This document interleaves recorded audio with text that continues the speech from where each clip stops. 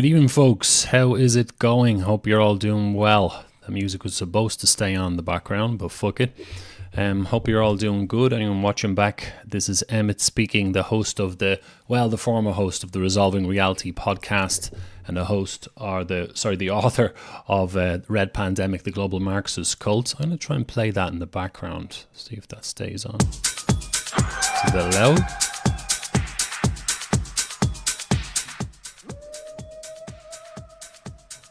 Here we go.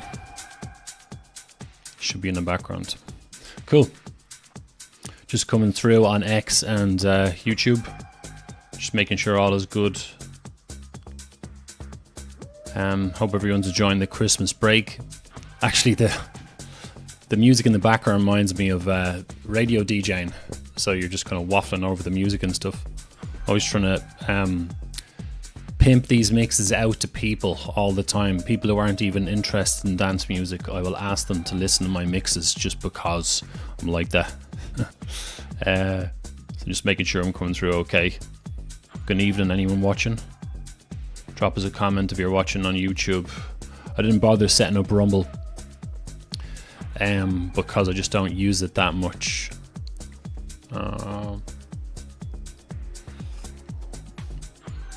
Right, so just want to waffle about a few things. Let me sort that camera out slightly.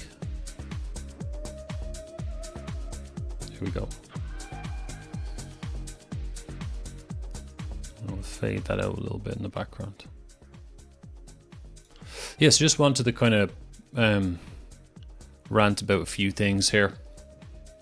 So where are we now? We're on the 27th, so I'm sure, hopefully, a lot of you have some brain cells left, because I've said in recent messages and stuff like that, another big year ahead of us in this global struggle, you want to call it that.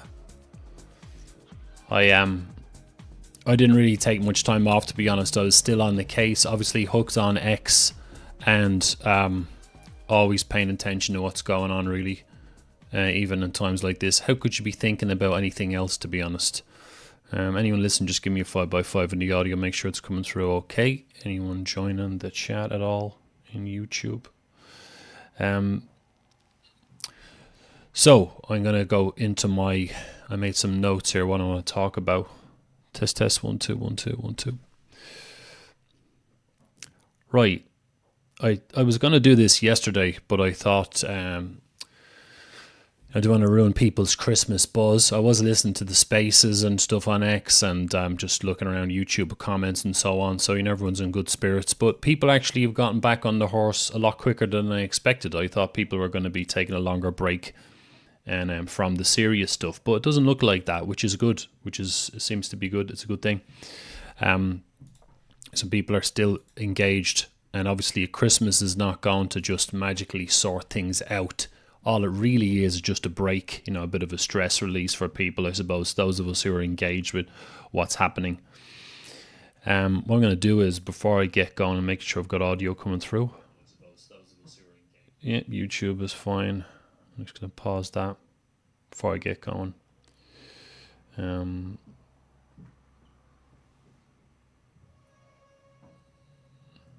So X still has the intro. Must be quite behind on X. Let me just refresh that page before I get going here. Oh, there we go. Yeah, it's caught up. That makes sense. 1 2 1 2. Check. Test. Yep. All good. So I've just got the two laptops here. Usually if I was going to stream, I'd have a bunch of different screens set up. There's no rush. There is no rush at all.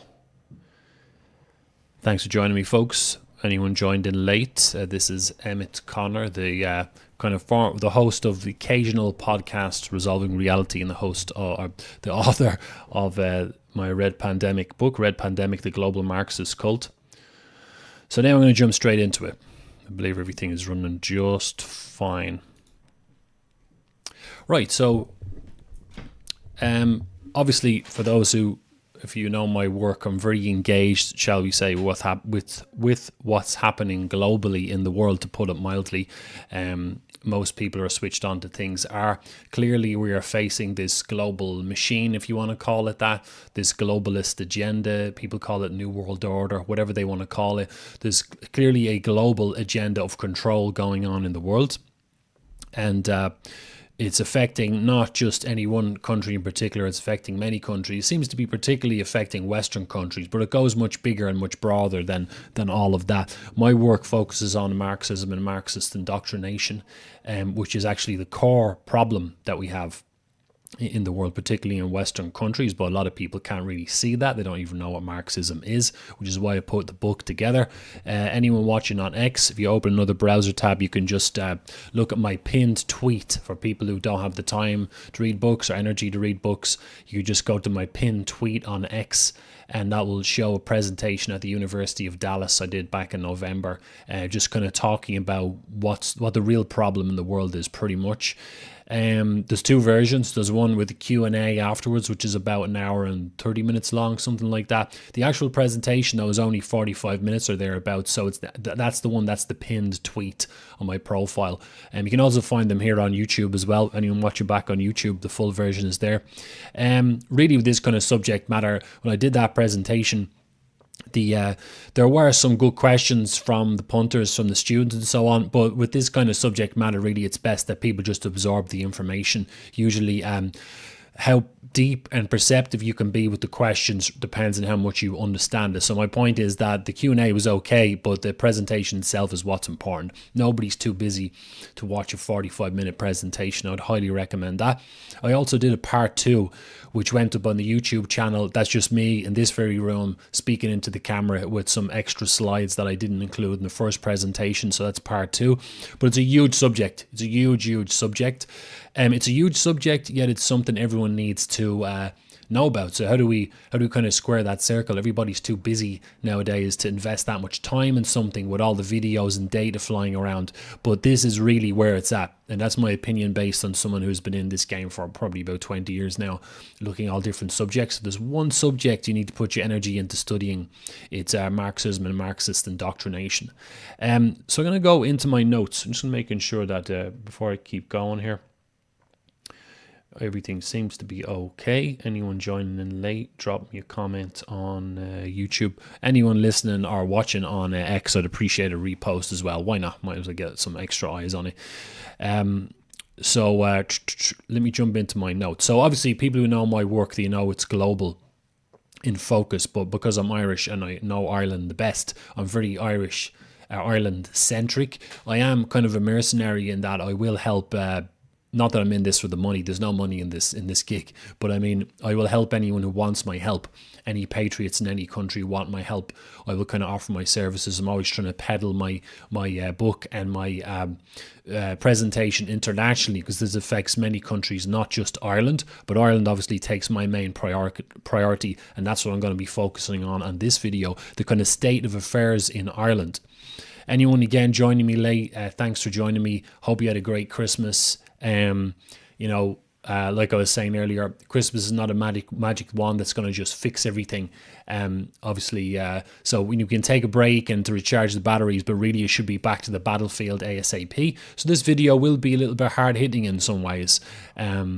Nobody's obliged to watch it live. They can always watch it back if they don't feel like watching it. But this is how I roll. There's no messing around really. So to go straight for the jugular to start off, right? So people in Ireland who are kind of switched on to things, their main focus is, can Ireland pull out of this nosedive that it's in? Can we get out of the situation we are in right now? Which is what a lot of people want. They want all this madness to stop, the mass immigration to stop, the radical sex ed. They want to stop the IPAS and migrant centres from being put all over the country. That's the major issue everybody's thinking about in Western countries, is mass immigration. There's lots of other associated issues like the hate crime bills, the hate speech bills and so on. And we can see that, say, with the Irish, the neighbour of Ireland, or not in Ireland at the moment, but in the UK, where things are getting very totalitarian and dystopian altogether. You can be arrested for social media posts. So people want all this stuff to stop. But my assessment of Ireland at the moment, the way things are going, and looking at the resistance movement in Ireland, that's not going to happen. It's not going to happen. If things continue the way they've been continuing, it's not going to happen. For a simple question of, for the reason of mathematics. Because when you're up against a giant, well-organized system that has global connections, that is, you know, you've got the cabinet, the government, the mainstream media, the education system, the NGO complex, the police force, elements of the education system, I mentioned that, you name it, the civil service, everything associated with the system is all tied together and working together. And if you're up against something like that, you need to be as efficient and professional as possible. Now, I mentioned this in a previous video before. Not everyone's on the same page in Ireland. Of course, you're talking about 5.3 million people in the Republic. But within the so not everyone's engaged with nationalism or patriotism or anti-globalism, but within that movement there's a lot of divides which cause splits, and which obviously reduces your potency, reduces the potency of the group and the potential impact you can have. And that's not a good thing. And there's always been these persistent splits. Now, you can get this with other countries as well, I'm sure, but I'm focusing on Ireland here. And so that's the purpose of this video. So within this movement, there's many splits. And my assessment is some of the people involved, some of the characters involved in the movements, I respect a lot of people involved. But there's also a lot of ideological splits and differences of opinion. And people are literally shooting themselves in the foot and diminishing their chances of us ever getting out of this mess, because you have these differences of opinion, different ideological positions, and that won't allow any sort of reasonable amount of unity. So this is tricky, because you've got how's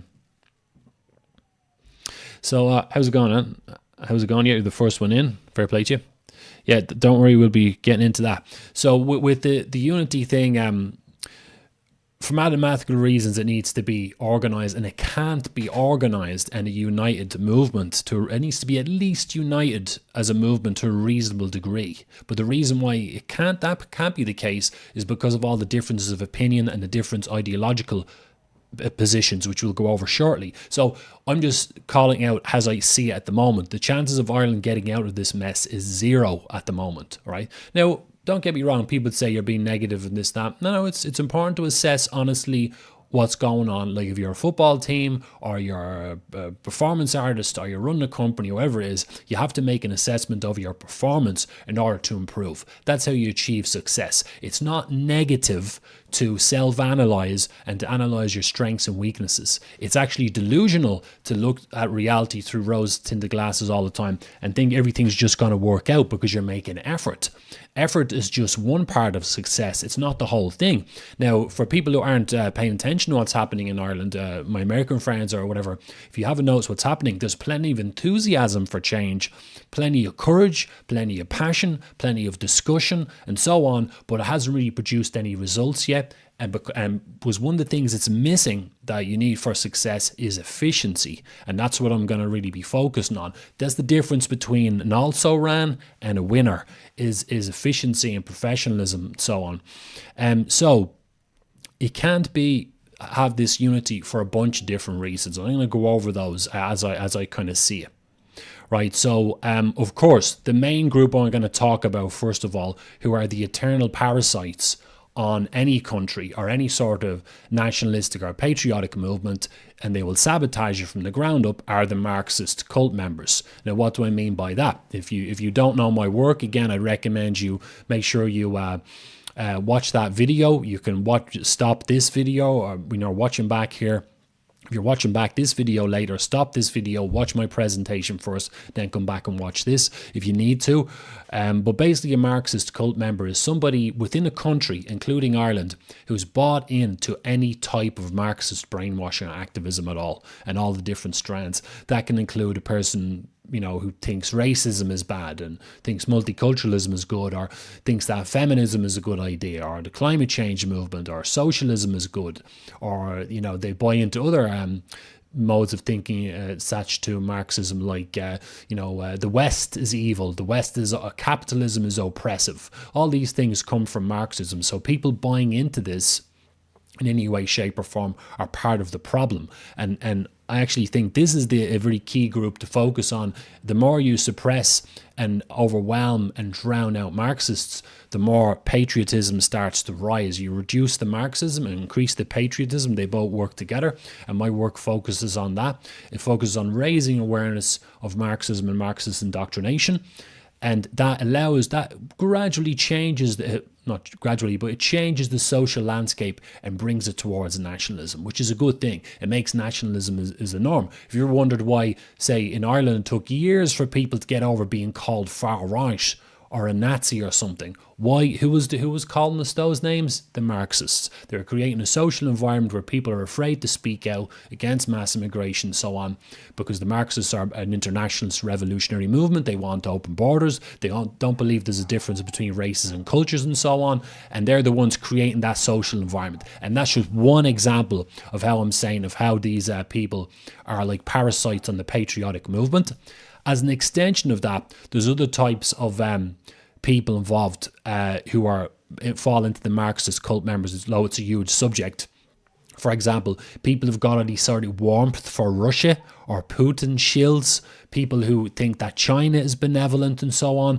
They don't understand what they're talking about. They don't understand the historical threat that Marxism poses and these threats coming from the East. So people like that are part of the problem as well. And in the last 6 months in particular, I've had people of all stripes and different backgrounds come after me, try to derail my work, you know, being little bitches online, trying to demoralize and patronize. And people come at you unbelievable stances, like being pro-Russian, these bizarre things. Though what a weird thing for an Irish person to be pro-Russia, but you do get it, you know.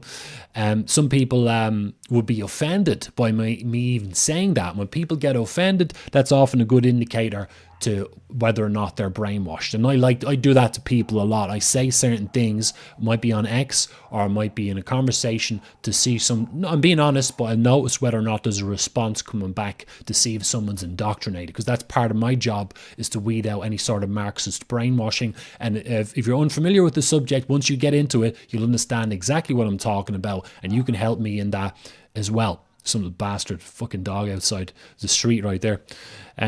So now another one in Ireland as well related to this, and I love talking about this, is the Republican movement in Ireland. You see, Marxism is part of the culture in Ireland like people wouldn't believe. It's part of the furniture, and it's because Ireland was always going to go that way and have a serious problem with this indoctrination. Why? Because we are under the control of the British Empire and the English crown going back into history, and that creates the oppressed mentality, and that's fertile ground for Marxism to grow. So it's no coincidence that the Republican movement in Ireland is riddled with Marxist thinking.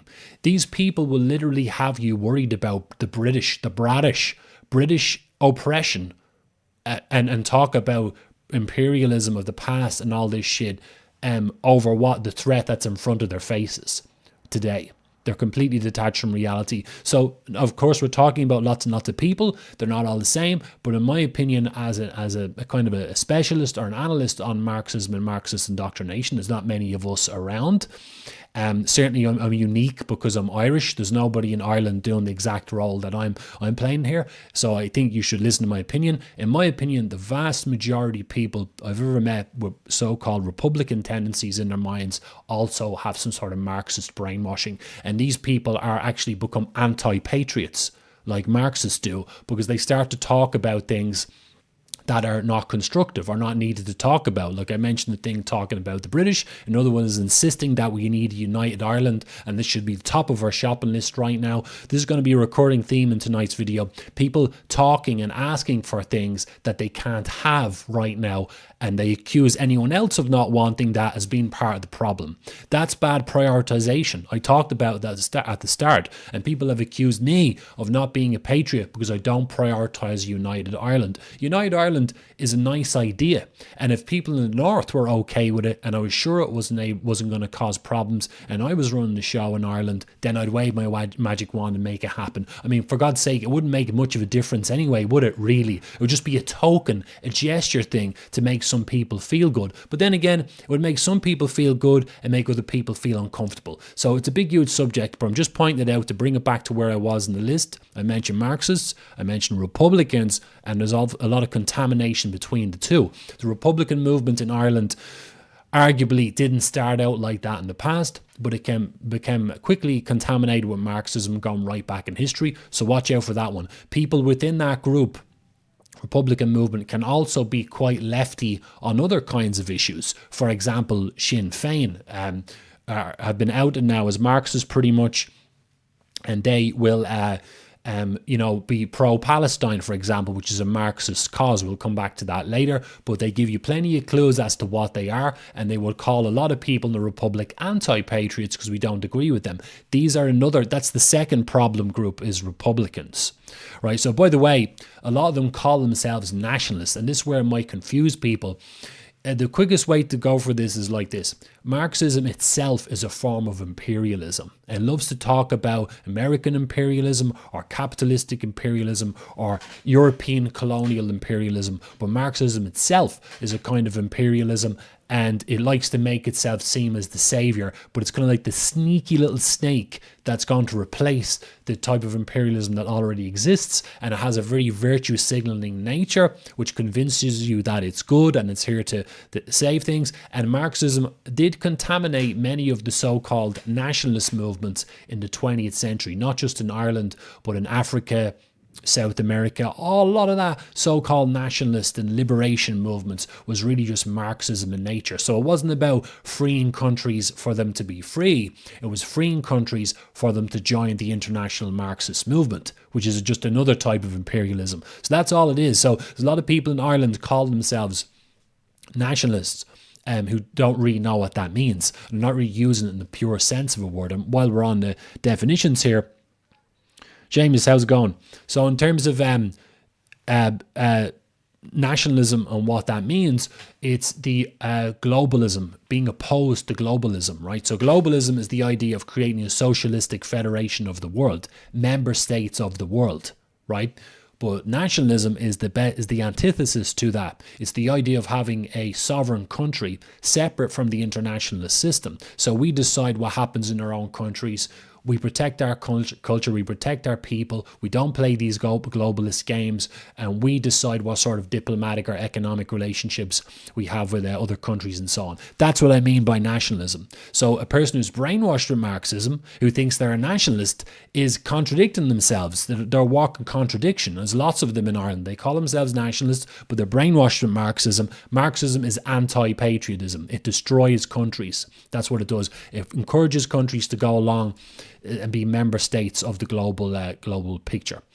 So before I continue, thanks for joining me, folks. Anybody joining me late, if you don't know my work, my name is Emmet Connor. I'm the occasional host of this podcast, Resolving Reality, as well as the author of my book, Red Pandemic, The Global Marxist Cult. Like I mentioned earlier, if you haven't seen it, I'd recommend you check out my presentation about Marxism. It's my pinned tweet on my X profile, or it's on YouTube as well. And remember, the presentation itself is only about 45 minutes long, so nobody's too busy to watch that. I'd highly recommend it as an introduction to my video. So thanks very much for joining me, folks. Looking at some comments here on YouTube. You know, I never live stream. I have the tools to do it and experience to do it, but I just don't really bother. So it's a buzz for me getting comments. So I'm going to look at these. So exactly, yeah, and yeah, I agree with that. Who wants a multicultural united Ireland where Irish is the majority? Yeah, well, this is so when people want a united Ireland, you have to think, why do they want it? In the Marxist case, because they want to break down borders, you see. When you have Marxists around, you're better off keeping borders, you know, you don't want to break the borders down. 66 same as the one in China. Yeah, that's a good point. Yep. So anyone listening on X, there's a question on YouTube from Seamus, or just the point. Do you think the Cultural Revolution in the West in the 1960s was exactly the same as the one in China? Yeah, it's an interesting point, isn't the whole Great Leap Forward and the Cultural Revolution, all that crack? Certainly, that's how I look at the ideology, you know. It's like a global pandemic, right? It's a global thing that has many different ways of expressing itself. I don't know how coordinated it was, but certainly from the 1920s onwards, that's when Marxism really exploded and all around the world. And obviously China, obviously at that time, Red China, as you know full well, is very different to the state of the West. But interesting point. I'm going to actually rattle on here so I don't kind of lose my my my train of thought here. So as I was saying, the problems, what I was doing was I was listing the problems in Ireland that's stopping us, anyone joining late.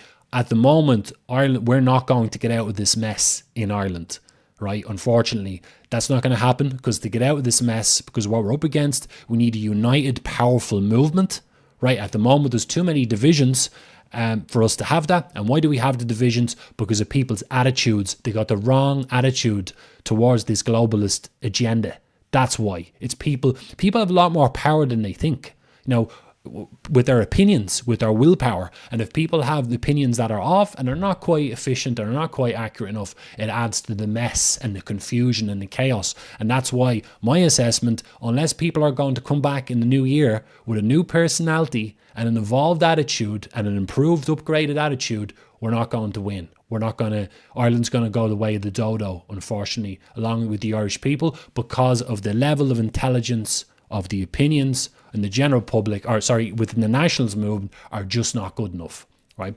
Unfortunately. So, another one, here's an interesting one. The whole ethno-nationalist versus civic nationalist divide, right? So ethno-nationalist being the idea of having your nationality attached to ethnicity, and civic nationalism is the idea of people being given nationhood or nationality without having a sort of blood or genetic connection with the land, right? Now this is tricky because you're talking about all these different variations of personality and problems, but before I go deeper into it, the priority is we have to ask ourselves the question, is this concept, before people start getting triggered with their emotions and saying, we're being replaced and just all that, just calm down. Don't worry. Whatever you know, I know as well. But just hear me out for a moment, right? On this subject, I mean. Hear me out for a moment. When we're approaching a concept like ethno-nationalism or civic nationalism, the first thing you should think when people start talking about this stuff, particularly where there's a dichotomy involved, like ethno-nationalism and civic nationalism, the very first thing we should think is it causing a divide? Is it causing a split? Is it causing people to go in different directions? And the answer to that question when it comes to this topic is 100%. Unfortunately, it's causing division. Even if it doesn't cause division in political parties necessarily, it causes division within people, within discourse. That's not a good thing, because like what I was saying, like there's always going to be a portion of the population who are brainwashed in Marxism, who are anti-patriots, right? Imagine they're in this group. You got people in the middle group who are apathetic, apolitical, lazy, disinterested, etc., conspiracy tards, whatever, spiritual people, right? And you've got people on that side who are engaged politically, who know nationalism is good. I'm focusing on that group in this video, right? Within that group. You can't have any splits within that group. You need to keep united. You can't allow splits. It's inefficient. It's not going to produce results. And that's not my opinion. This is just, it's mathematical. It's logic. It's that straightforward. And people walk into this all the time. They walk into these traps like these all the time, where they get an idea into their head. They think they've got it all figured out, and they say, I'm right, and that group over there is wrong, and I'm not going to fucking work with those. Now, sometimes you are right to think that, for example, if they're brainwashed or they're subversive or they're traitors or something like that. I mentioned the Marxist earlier. You don't want to work with people who are brainwashed and insane because they're detached from reality. But I mean, other people who can reason and who are generally on the right track, you don't alienate yourself from people like that. They're not the enemy. And as I often say, this whole struggle we're in is going to test people's ability to control their emotions and act like fucking adults. And I'm just not seeing that to a high enough degree, unfortunately. It's just not there. It's like I used to play soccer at a pretty decent level, right? So if I'm playing a soccer match against another soccer team and the other soccer team are bickering and having an argument before they go out on the pitch, I'm guessing they're not good team players. I'm guessing they're not united. I'm having a laugh here with my friends. We all get on like a house on fire. We can, we've almost got telepathy going on between us. We're going to win the match, right? That's just a basic principle of success. So to get into the nuts and bolts of it, what's my stance on that? I've been saying it for years that, of course, we've got an ethnic element to the globalist control system. And if you've seen my presentation, I go into it in depth. I was educating the Americans as to what is happening to Ireland in terms of our demographic replacement. So again, nobody watching will know more about that stuff than me. Highly doubt it, because I've been interested in that subject for a long time. But yet, I suppose I would call myself an ethno-nationalist, but I'm not like other people necessarily. I'd have to know what their stance is. Like I was saying, if I say I'm an ethno-nationalist and I refuse to deal with anyone who doesn't think exactly like me, I'm not that kind of person. And there are some people like that. And that's not good, because they're causing a split. You see, it's not good. I'm not causing the split. So I acknowledge there's a problem with ethnicity. I acknowledge that we need to stop Ireland being, the Irish being demographically replaced within Ireland. I understand that. However, I don't have this fanatical mentality or animosity towards anybody who doesn't think like me or who isn't ethnically Irish. It's quite complex, because you're talking about personalities. Who, like, how do you work this out, and where do you draw the line in so many ways? Imagine somebody's living in Ireland 20 years. They've grown up in Ireland, and they might be just like us unless you're brainwashed. Us in terms of our mentality, they might be anti-globalist, conservative in their mindset, right? Would you rather they stay in the country, or would you rather deport them? Would you rather, what about all the white Irish, 100% Irish homegrown Marxist degenerates who should be in mental homes, who are anti-Irish? What about them? You see me, like, who do you prioritize? So this is where it gets tricky. So the thing is, I'm not silly enough to tell you exactly how I would organize that right now, because I'm not running the damn country. But there are people within the nationalist movement in Ireland, and nobody within the Irish nationalist movement, for particularly any non-Irish people watching, nobody within the nationalist movement in Ireland has any real political power. That's not a personal knock on anyone. I mean the ability to control Ireland's border and make decisions, right? And for any Americans watching in particular, they're always curious about this. We don't have any nationalist parties or patriotic parties within the Irish government, the Irish Parliament. So my point is, you see, people don't have any actual power to affect change, right? They can't even get themselves organized into a group properly, or an efficient, successful, organized group. But yet they're saying, I want Ireland to be free on these terms. That's childish. That's what that is. You can keep your principles, but also be conscious of where you are at the moment, and at least be open with working with other people, and don't be so rigid in what you're looking for and in your mindset. And unfortunately, that limited level of intelligence is a real problem in Ireland. There's so much more I could say on that, but I'll move on, because it's quite a huge subject. Maybe if someone asks me about that, I can expand on it. So again, to put it in simple terms for anyone tuning in late, because I understand how some people might have reactions to these things, I 100% see that there's an ethnic replacement agenda as part of what's going on, while at the same time I think it's stupid for people to allow these divisions to be created. Just call yourselves nationalists and be willing to work with anybody who's nationalist and organize into a powerful movement. Don't allow the splits to happen. And then see if you can get things organized and affect change. Because it's so funny, I think of the phrase, beggars can't be choosers. So it's quite funny, people within Ireland who call themselves nationalists or patriots, that they want to stop the global agenda on their own terms. And they're very, very strict about where their principles are, and they think that that's intelligent and noble. In terms of actually being organised and producing results, it's absolutely so stupid. It's actually really mind-bogglingly stupid. Bogglingly? Fuck it. My mouth's drying up. It's incredibly stupid, right? So the other one now is, I'm looking at the lag here. The next one is what I affectionately call the Jew trappers. So you can all take this term away with you. So this is a term I coined recently to describe people who are obsessed with Jews, who think the Jews are behind everything and the Jews are ruling the world. And I used to think this way myself till I evolved out of it. So let me explain. The reason why I call them Jew trappers is because they're stuck in the Jew trap, right? So they're stuck in the Jew trap. They're stuck in this mentality that there's a Jew involved, and there's always a Jew to blame for what's happening to their countries, right? So they're stuck in this mindset, and I was in that mindset myself, and they feel that they're in like a higher level of consciousness. They feel they've got it all figured out, and they're at the highest level they can reach in fighting against this globalist system. And interestingly, before I continue, these people are actually the most vicious, aggressive and fanatical people I've dealt with on social media in the last 6 months or so, and by email as well sometimes, are people brainwashed into the Jew trap. So they're not Marxists, they're in another cult where they think the Jews are behind everything.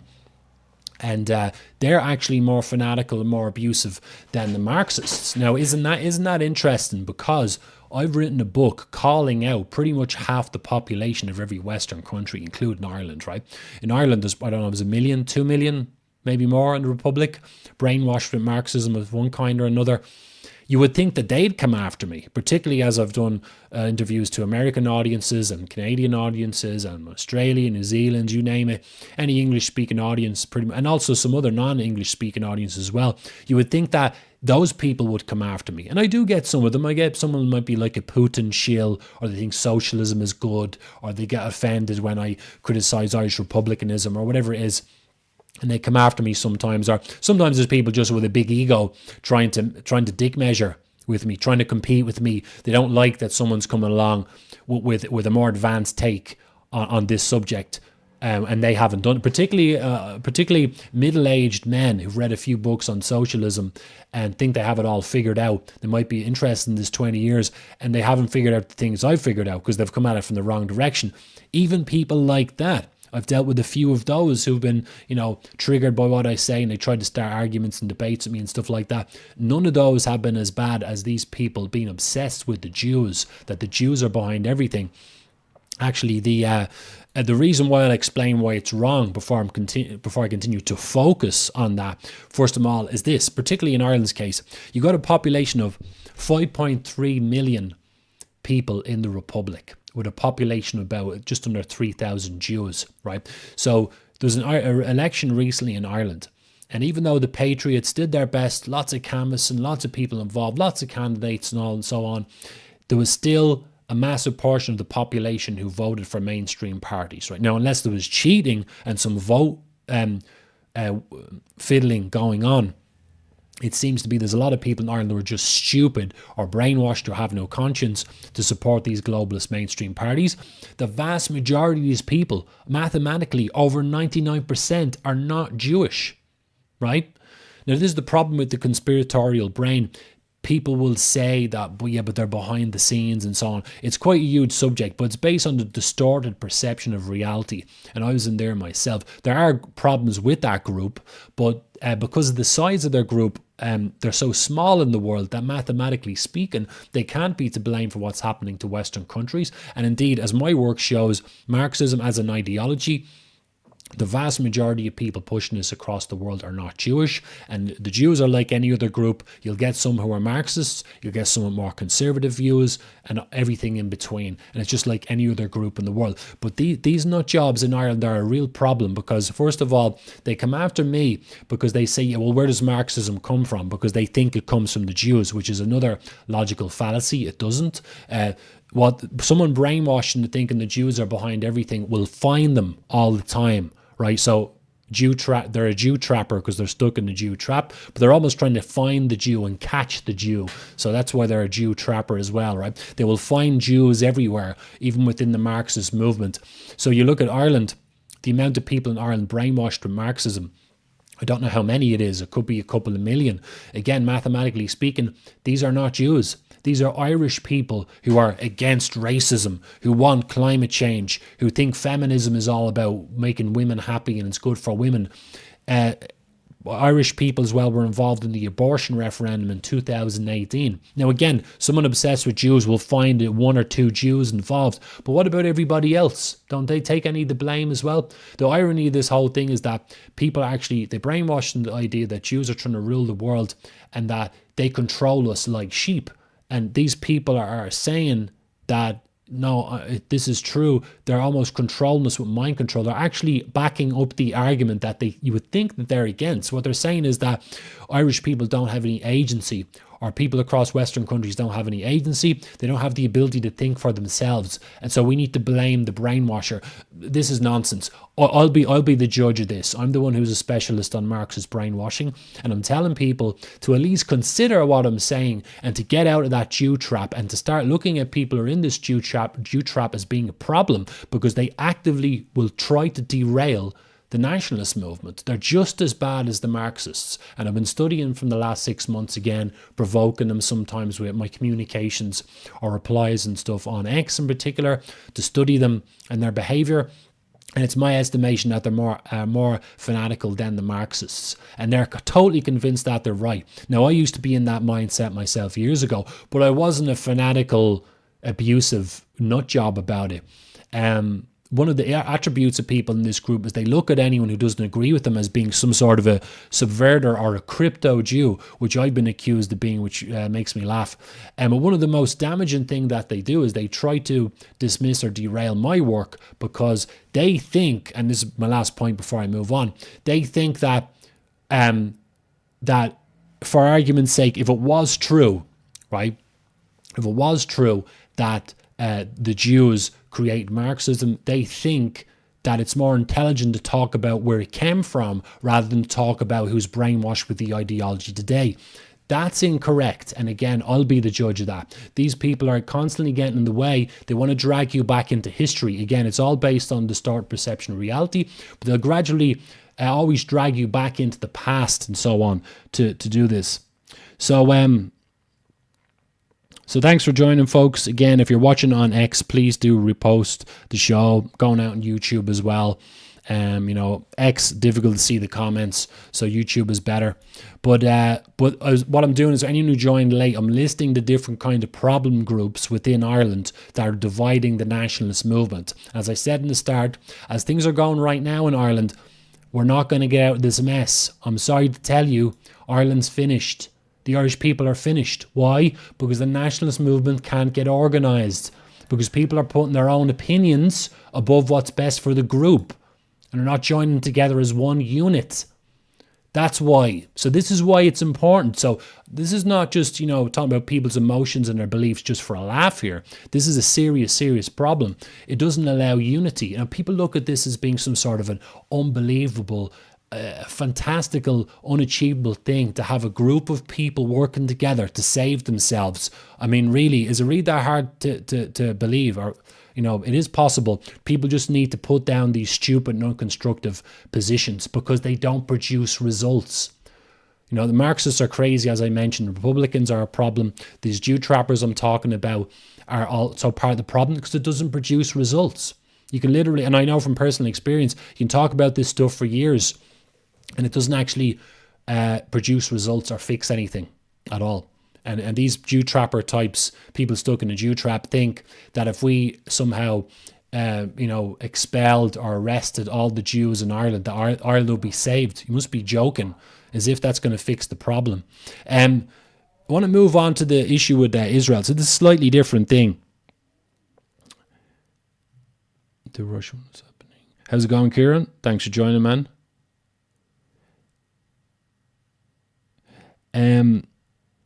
I get you now. Sorry, you mean people like shilling for Russia and stuff. Yeah, I called Putin a Marxist cult member because he was talking like one. He was talking about the imperial oppression, capitalistic oppression in the West, and class divides and stuff, and all this crap, and that is Marxist talk. And I called him a Marxist cult member, and I had this idiot try and start a debate with me saying he wasn't because he didn't fit his definition for what a Marxist cult member is, which is funny. Because again, how the hell would he know? And that's what I've been talking about. And I know you read the book, Karen, as well. People are approaching this from the wrong point of view. They think Marxism, they think, it's about a workers' revolution, or it's about, centralized power and the control, big government, the enforcement of equity, class struggle. Yeah, they're all part of it, but it's about indoctrination. That's the most important thing. It's about the behavior. And that's why all previous attempts at stopping this thing have failed, because the approach has been wrong. And that's why I've been shouting into a vacuum for the past 7-8 months or so, just shouting from the rooftops that the issue here is indoctrination, and I'm waiting for people to kind of get this. This is the real problem. It's the indoctrination. So I want to talk about the Israeli embassy being withdrawn. Right. Oh, anyone listening on YouTube as well, let me know if the audio is still good. It should be okay, but I'm just double checking. I was paranoid about that. I have a little makeshift studio here, so I'm doing my best. Got a couple of laptops going, and thanks for the reposts, everyone on X. So I'm doing my best here with the setup I have. Right, so the Israeli embassy withdrawal. Now that's another thing that ties into what I was just talking about. When people are brainwashed, what happens, and there's lots of them in a country, they celebrate when bad things happen within the country because their perception of things is distorted. So recently, for those who don't know, the Israeli embassy was withdrawn from Ireland, and there was a lot of divided opinions on this, and I was kind of watching them as usual, and it really did expose the divides in Ireland, even including within the kind of nationalistic movement. But this wasn't a good thing. Right. So first of all, for those who don't know, Ireland officially is a neutral country. It's not a member of NATO. It's a little country with a little defence force. And we've got plenty of problems in Ireland. So for many reasons, we should be neutral. Make Ireland for the Irish, Ireland first, and try to stay out of it when it comes to foreign affairs and foreign issues, particularly stuff like Palestine and Israel, which has been going on a long time, that we can't really change, So my logic is, why piss off any of the sides involved if it's going to impact Ireland negatively, particularly when we can't do anything about the conflict? So this is why politicians making statements, public statements and so on, need to be very careful what they say. We know that, say, Micheál Martin and Simon Harris, people like that, we know where they stand. They're on the globalist side of things, right? We know where they stand. And this actually exposes an issue before I continue. The Palestinian cause is historically a Marxist cause, for people who don't know. Now, again, I'm not saying we need to pick a side and I'm pro-Israel necessarily. I'm just saying it's undoubtedly the case that the Marxist cause, the Palestinian cause is a Marxist cause. And that's just not my opinion. That's historical fact. That it's part of the war between East and West. Israel was formed in 1948 and it very soon became part of the global struggle between the communist world and the Western capitalistic world. It's always been like that. Now, again, if people don't know their history, they don't know Marxism, they might not notice that. But one of the clues that you should have noticed is, have you noticed how the Palestinian protests are all across Western countries? They're lefties, right? They're lefties, right? And they like to support the oppressed. That's why they're doing it. So Israel is the oppressor, Palestine is the oppressed. It's black and white. That's the baddie, that's the goodie, right? So it's a Marxist cause. It fits into the class struggle principle, like all the Marxist sub-agendas: mass immigration, feminism, the climate change movement, socialism, BLM, Palestine, Israel, veganism, you name it. There's always an oppressor and there's always an oppressed. And the Palestinians are the oppressed in this equation. And that's how you know straight away that's Marxist. It's a Marxist cause. And if people knew what Marxism was, they would be able to look at these Palestinian protests or anyone pushing Palestinian activism in Ireland and know that person there is Marxist. They're not doing this for anybody's rights. This is benevolent. This is about pushing Marxism, and we need to look at these people as being pretty much traitors. But to go back to what happened with the Israeli embassy, so apparently the Israelis were saying stuff like the Irish government was making statements about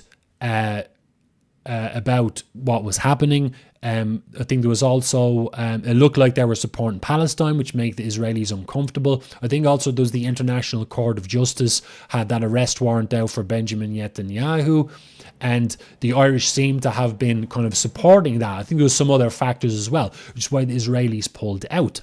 Now, interestingly, this come back to what I was saying earlier about these divides within the movement. It showed me again the brainwashing on a few different levels here. So first of all, the Marxists are going to have a reaction to that because they go, great, fuck Israel, get them out, they're all war criminals, they kill babies, blah, blah, blah, just like Vietnam. They used to say the same thing about the Americans in Vietnam, and all this stuff, the same old talking points. And even, so for those who don't know, there was some talk of them making like a Palestinian museum on the site of the Israeli embassy or some bullshit. So it was a clear example of how Marxism wants to dominate and replace things. So getting the Israelis out and replacing it with some sort of Palestinian memorial is typical of how these nut jobs function, right? These Marxist activists. It's not about the well-being of Palestinians.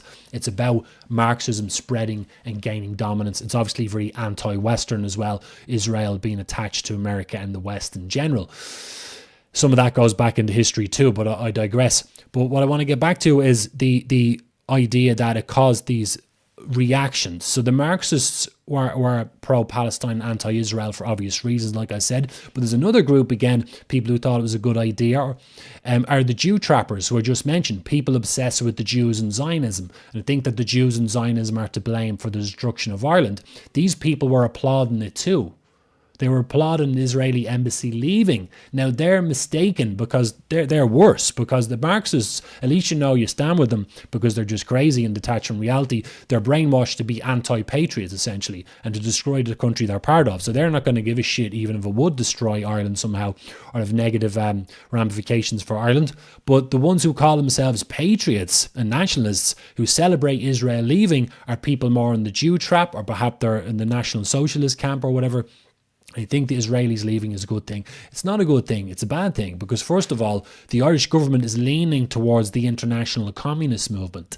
That's bad news, right? So the Israelis being freaked out and wanting to leave shows that the Irish government, as the Israelis explained, are leaning towards a pro-Palestinian side, which is part of the international communist movement involving Russia and China and so on. I can expand that later if you wish. So it's not a good thing, you see. And also, people were talking about how Trump was threatening to, or he was planning on lowering the tariffs within America for companies, big business or whatever, which is try to attract the companies back. A lot of people were worried since Trump got in that companies were going to leave Ireland and go back to the States. And that was the state of affairs anyway, before all this bullshit with the embassy. So my point here is, who knows what's going to happen next? I don't think Trump's going to cut Ireland adrift.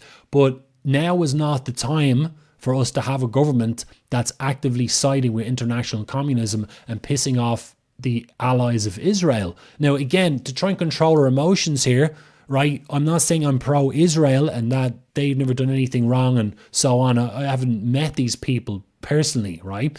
Of course, but this is what keeping a balanced head is. And that's when it comes to politics, you need balanced heads involved, cool heads who try to stay neutral on stuff like this. Because of the stance they took, it might piss off America, which might have negative ramifications for us in the future. And also in military terms as well, by the way, because as I say in my work, there is a communist military build-up on the horizon.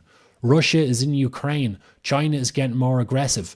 And now them and their allies are eyeballing Israel. And the aggression for Israel is building up. And I believe that Israel might be eventually taken off the chessboard.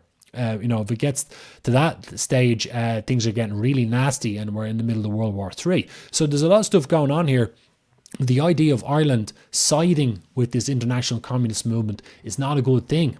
So like I was saying in the beginning, why bother pissing people off when there's no benefits, but a lot of drawbacks?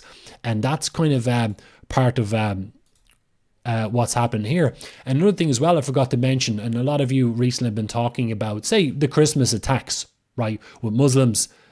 Sorry, I'll get back to the comments in a second. But a lot of you recently have been talking about the Christmas attacks with Muslims across Europe, right? Islam and Marxism have been working together throughout history. You can see it quite clearly with the Israel-Palestine conflict, right? Hamas, Hezbollah, before Hamas, it was the PLO, the Palestine Liberation Organization. These groups are funded and supported by the Soviet Union. Like they supported lots of groups around the world. So you got the commies working together with the Muslims, right? Not all the Muslims, but some of the Muslims, right? So you got Marxism and Islamic fundamentalism in the mix. That's a very dangerous mix. And in fact, people might not realize this. We think, why is that Israel-Palestine conflict just going on and on and on? This is why. Israel has the right to defend themselves as a sovereign nation. We'd all agree with that. right? Now, okay, people hate the Jews and Zionism so much, they probably can't accept that. You would be okay with another country doing it, but you don't like Israel, whatever. That's your issues, right? But Israel has a right to defend themselves, but the brainwashed Arabs, if they're Muslim and they're brainwashed in Marxism, around Israel are going to constantly attack Israel because they believe it shouldn't be there, from the river to the sea. They believe they have the right to destroy it. They will constantly martyr themselves. They will martyr themselves. They will martyr people in their own country, in their own villages, in the Gaza Strip. They don't care. They don't care who dies. Now, again, I'm not picking a side. I'm just saying it's a little bit stupid, isn't it, to constantly attack an enemy that outguns you 50-1. What do you think's going to happen? Now, see, a rational person in a Western country can't comprehend what I just said, because I would never kill myself or get my neighbours killed. Yeah, but you're not a brainwashed Islamic fundamentalist with a Marxist brain. So you got a revolution, right? We are the oppressed. Up the revolution. It's okay to kill as long as you're a great revolutionary. Mixed with Islam, which says that, you know, you have the right to kill non-Muslims. You will be recreated in the afterlife and have your 40 virgins or whatever. And it's good to create martyrs. See what I'm getting at here? There's a lot of moving parts that people can't see. Now, again, look at what happened in the UK. Look at how the political left welcomes in the immigrants and the Muslims and defends them and works with them. And look at how the Muslims start to dominate. You've got Sharia law. It's all interconnected. So back to what I was saying in the beginning, people who thought that the Israeli embassy leaving Ireland was a good thing are sorely mistaken. And they're part of the problem. And that goes for some of the nationalist camp too. As I always say, I'm not in this for the money and I'm not in this to be popular. I'm here to tell the truth and I don't give a fuck who I piss off. You know, it's my job to make people pull their socks up. That's essentially what it is, right? Now, some people are able to snap out of this and get over their issues will do it. Those who can't, but we should try to snap as many people out of these stupid things as possible because they're really counterproductive. And it really adds mess to the whole situation. I'm just going to look at the comments here. Thanks for your comments, folks. Thanks for joining me. Anyone joining late, this is Emmet, the host of the occasional podcast Resolving Reality, and also the host or the author, Jesus, the third time I got it fucking wrong tonight, the author of the book Red Pandemic, the Global Marxist Cult. Thanks recently, anyone watching back who support me by getting the book. I really appreciate it. And like I said, I'm not in this for the money. I make like very little from each book sale. It's not about the money. It's about getting the message out there. And with that being said, for people who don't have the time to read books, or you're just not into it or whatever, if you go to the pinned tweet on my profile on X, have a look at that later or tomorrow or whatever. It's only like 45 minutes long. It's a presentation at the University of Dallas going over some of the key elements of Marxism just to get you into the subject, to get your feet wet. And once you get into that presentation, I guarantee you'll want to go deeper down the rabbit hole. This is all that matters. And I've been saying this for years. If people educate themselves on Marxism, raise their awareness, that automatically builds patriotic energy and it automatically suppresses treason. And it allows you to stabilize your country, to get rid of the degeneracy, to have more unity, to resist the globalist system. Look at it this way. Marxism is a Marxist brainwashing. It's a type of brainwashing that turns people into traitors and makes them go along with the globalist agenda. That's what it does. By the way, globalism is communism. Globalism, communism, it's all the same thing. A new world order, global control, whatever you want to call it. Marxism, the Marxist brainwashing makes people go along with this agenda. Some people call it woke. Another term is woke, right? That comes from, now it's a kind of jokey, derogatory term, but that comes from the Marxists because they believe that they are like a higher consciousness. They believe that being part of this international revolution makes you a great, evolved human being, and you're here to save humanity from itself, right? Example, the climate change movement, right? They say that the planet's oppressed and we are the oppressors. So they're always trying to save us. They're a part of this great revolutionary movement, right? And they're here to save us all. But so this is the priority. The more we derail that movement and the more we raise awareness about this issue, it has many benefits, including you change the culture. You bring patriotism as being part of the norm, and you make it abnormal to be a Marxist activist in any way, shape, or form, because that actually destroys your country. But I digress again. Let's look at some of these comments. So, hey, thanks for your comments, Anna. Really appreciate you were the first one in earlier. Yeah, so, indoctrinating the kids. This is a big one. I talk about this a lot. So, this is key, because remember, when you're trying to build a cult movement, it's kind of like a religion. And a lot of the people in this movement in the past, like Antonio Gramsci, Leon Trotsky, Georgy Lukács, H.G. Wells, George Bernard Shaw, all these nut jobs, Marx, Engels, Lenin, many of them believed that socialism or this revolution should be the new religion. So, and that's why I call the book Red Pandemic the Global Marxist Cult. They believe they're doing the right thing. They have the right to bring people into this wonderful religious system, including kids. And that's why in the education system in Western countries, in the past, it used to be the Soviet countries where they indoctrinate kids at all ages. But in the West, it was really more the universities, more or less, depends on where you are in the world. But as Marxism has become more emboldened over the last few decades, they've started to go after kids at younger and younger ages. And that's why now in Irish schools, for any Americans watching or anyone else watching, now in Irish schools, they're pushing climate change, they're pushing feminist propaganda with consent training, trans stuff, all the gender non-binary, degenerate crap, you name it. They're going after the kids because, as I talk about in the book, the sooner, if you want to indoctrinate people, the sooner you get at them, the better, the younger. If you brainwash them when they're younger, they may always stay brainwashed. They might be lost, unfortunately. They join the cult. They're gone as a person. Sometimes that can be the case, right? Particularly the indoctrination is very potent. It's a cult, Now, yeah, people can't escape from cults. They can turn their lives around and so on. But we're playing a game of numbers here. And every person that they keep... Jeez, I'm salivating too much here. Fuck's sake. Need some fucking cracker or something. Then my mouth to be too dry and I'd be coughing. But, Jesus. So going after kids younger and younger age is really important. And it's a top priority to try to combat this. So you can talk about elections all day long and voting and the next election and these different parties and the groups like I was talking about earlier. But if you ignore the indoctrination issue, we're going to lose. No chance. You can't win.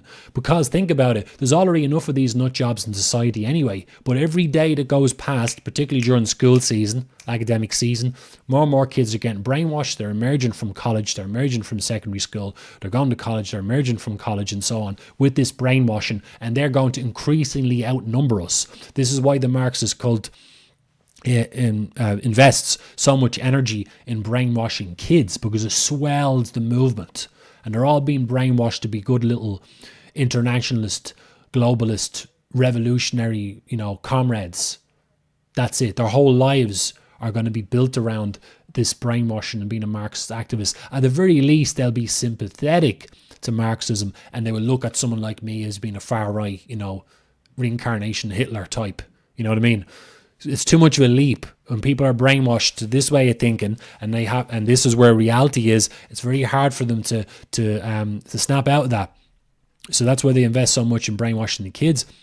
And with that being said, any parents watching, please, I beg you to start studying into this subject. You're literally saving lives by understanding about Marxism, particularly with kids. Why? Because you will know how to, choose their school or keep them away from people who are brainwashed. It might be a teacher, a social care worker, it might be a relative, it might be a sports coach, it might be a sports club.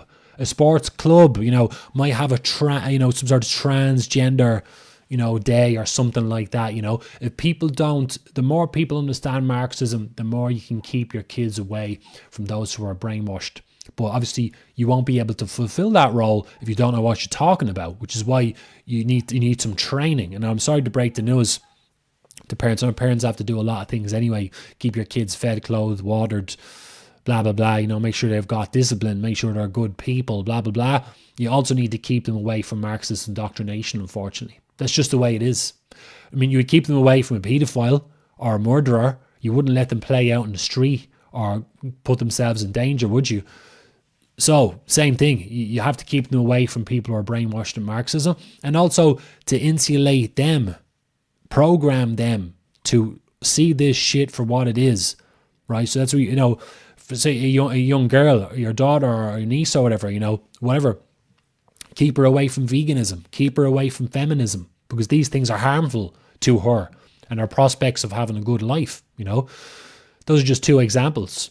And there's loads, but that's why I highly recommend people actually studying into this. It's really, really important. I just saw your comment there, Kieran. So are we saying that England and America are right in the Middle East? Well, this is a huge subject, isn't it? So you're insinuating that they're doing something wrong, but this is huge because you're talking about different kind of conflicts. I'm just talking about Israel and Palestine in particular, right?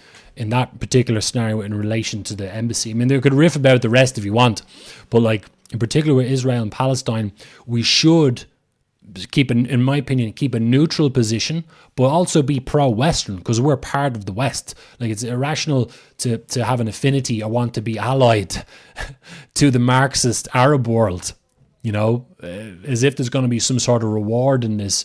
We should swing towards the West. I'm not saying we have to agree with everything we're doing, but we are part of the West. We just stay part of that. As for everything else that's happened in the West or in the Middle East in the last few decades, well, that's a big subject. So you're talking about Operation Desert Storm in 1990 or 91 or whatever it was. America's invasion of Iraq in 2002, wasn't it? Afghanistan, sorry. And after September 11th and all that stuff. I mean, that is like whatever went on there, whatever their objectives were, there was a lot of criminality involved, arguably. That kind of talk. It doesn't really represent the West or Americanism. That's how I look at it. We should take each conflict as it is, but Anne, it's good. Good point there. Yeah, so spotlight. This anyone watching on X, another comment on YouTube. So the spotlight on Gaza takes away from focusing on what's happening here. You reminded me there's something. So you're dead right, and there's actually something I mentioned earlier. Why Marxism in general. Marxist activism, one of the many reasons why it's bad for Western countries in general is exactly what you just said. It takes the focus away from what's happening within that country, right? So say if you take those kids protesting for Palestine, it's not just kids, but for any Americans or non-Irish watching, before, I think late 2023, shit, fucking hell, over a year ago, you had a lot of students in Dublin protesting what was happening in Palestine, after the October 7th attack, blah, blah. And you had students hanging out of the windows in Trinity College Dublin. Trinity College Dublin is right in the heart of the city. There's a major thoroughfare nearby. Everybody could see them. Typical Marxist activism, big and loud, making all the chants, was it from the river to the sea, Palestine will be free, blah, blah, blah. And I know full well, tying into what you were saying, and if you said to them, right, so you're saying there's a genocide. They say, yep, there's a genocide, definitely. Okay, there's a genocide. So you're against genocide. And they say, yeah, I'm against genocide, yeah. So what about the genocide of the Irish people? What about our demographic replacement in our country? Or what about white people in general in the West? All of a sudden, you're a fascist, far-right Nazi, conspiracy theorist, blah, blah, blah. You know what I mean? So the double standard is there. Now, okay, they're brainwashed, but tying into what you were saying, think of the protest culture and the environment as being, like a market. That what Marxists try to do to the market is they try to flood it. They flood the environment with their activism to the point where that's all you see. And there's no room for anything else. It's hard to butt in there. They're always trying to dominate and control, and it's a bad thing, And they will obviously, again, distractionary, as you mentioned, takes attention away from what's happening in Ireland. There's always someone else being oppressed who's more important than us, And the Marxists try to brainwash people and say that we should have solidarity with Palestine because of what happened to us in the British oppression. So that's typical Marxist gaslighting. They're trying to make you feel solidarity with the oppressor elsewhere. So then you wittingly or unwittingly join the revolution. But a lot of us know, and then thereby support Marxism, but a lot of us know, what on earth have the Irish people got in common with the Palestinians? Nothing. Nothing. Not religiously or culturally or ethnically or anything else. But they insist we should have solidarity with them. Interestingly, at the expense, like I said earlier, at the expense of having diplomatic relations with a westernized country. Israel's one of the only, westernized countries in the Middle East. So they're getting to pick a side in a dichotomy or binary conflict. They're getting you to pick the side of the group that you've nothing in common with. And there's no benefits to making that alliance. But I digress. That's just me riffing on that again. So yeah, thanks for the comment, Craig. There's another comment on YouTube for the viewers on X. Please do retweet this stream, I suppose, repost it or whatever. If you're watching live, I mean. So thanks, Craig. Yeah, Enquist. Yeah, I was actually on a conference call with him recently. Jean Robin, my friend, my French friend, who was a great YouTuber, did some great work. And he had a conference call going with myself, Mr. Nyquist, and Dr. Yan, talking about global communism and so on. It was a bit like current affair. It was a bit geopolitical for me. I know some stuff. I was trying my best, but it was a good chat. Nyquist is very, very good at what he does. Anybody watching this, it's another bookmark or note you could make to watch some of Nyquist's stuff. He's a great guy. Interestingly, in that conversation, while you're watching, I have been saying that Marxism is really at the core of a lot of the stuff we've been dealing with, including COVID. And I mentioned this in the book. And this went over a lot of people's heads with the whole COVID scenario, because again, they don't understand Marxism, they don't understand the ideology or the history of international communism, if you want to call it that. They were distracted about all these other things, and there was all this talk about big pharma and big government, and people saying who's to blame, the global elites and the UN, and those things are part of it. But what wasn't noticed as much was that this is part of the international communist agenda. And actually, Dr. Yan, who was on that stream with myself and Nyquist, said she was one of the many great Chinese whistleblowers who were in China when COVID happened. Some of them were outside of China commenting on it. I think she was there, actually. She's a virologist and a scientist. And she kind of confirmed, her and other whistleblowers confirmed what I knew was kind of the story when COVID happened, that the Chinese Communist Party and the Wuhan Institute of Virology was involved. And that was a type of a subtle bioweapon. It was a subtle, very subtle kind of infection that was allowed to spread, and that constituted ended up being an economic attack on the West. And I talk about COVID having the fingerprints of communism all over it, because it did things like it controlled people's movements with the lockdowns, right? It offered COVID payments, which is the whole welfare state thing in socialism. It ties into the same ideology, the idea of taking people's financial sovereignty away, of not letting people go to their jobs, opening their businesses, and telling them how far they could walk from their houses, and how many people are allowed to be in the house at any one time. This is Communism 101. Unfortunately, it wasn't noticed by a lot of people, but in particular, the involvement of the CCP, the Chinese Communist Party, and the Wuhan Institute of Virology as well, made it very, very suspicious. And as I've been saying in my work, this new communist alliance on the east, from the east of Russia, China, North Korea, Iran, the other BRICS countries and so on, they're building up their strength and getting more aggressive. And you can't fight a war without a strong economy. So I believe that they've been gearing up for this for many years, and part of the agenda is to weaken the West economically. And that's where stuff like the climate change movement comes in. That's where stuff like COVID comes in. Because what did COVID do? Like I was saying, it ground all these economies to a halt, it wasn't just an economic attack. There's a lot more to it than that. Of course, there's a lot more to it. But I'm just saying it was undoubtedly tied in with the international communist movement. So it took away people's movements, their ability to leave the country or come into a country, to get on a plane, offering, telling people you needed these magic needles for this mysterious flu, affecting people's financial sovereignty as individuals, and also weakening countries economically on a national level. Which is a big part of it too. And there's other, things we kind of riff about connected in with it. But the United Nations and the World Health Organization as a tentacle of the UN was involved as well as Big Pharma and so on. So there's lots of different actors involved. But see, before I continue, I mentioned the book, as I said earlier, that Marxism is the cause of a lot of these problems. One of the things that happens when you've got an infection of Marxism in your country is that you don't have a border. You're just a member state of the world. So when some crazy agenda kicks off from the other side of the planet, you don't have the sovereignty and the self-determination to say, you know what, we're not playing this game. We're going to close all our borders. You can all sort it out, right? And we're going to decide who comes in, who goes, and we'll decide our own response. Thank you very much. But when you've got Marxism in your country, one of the consequences of Marxism is anti-patriotism.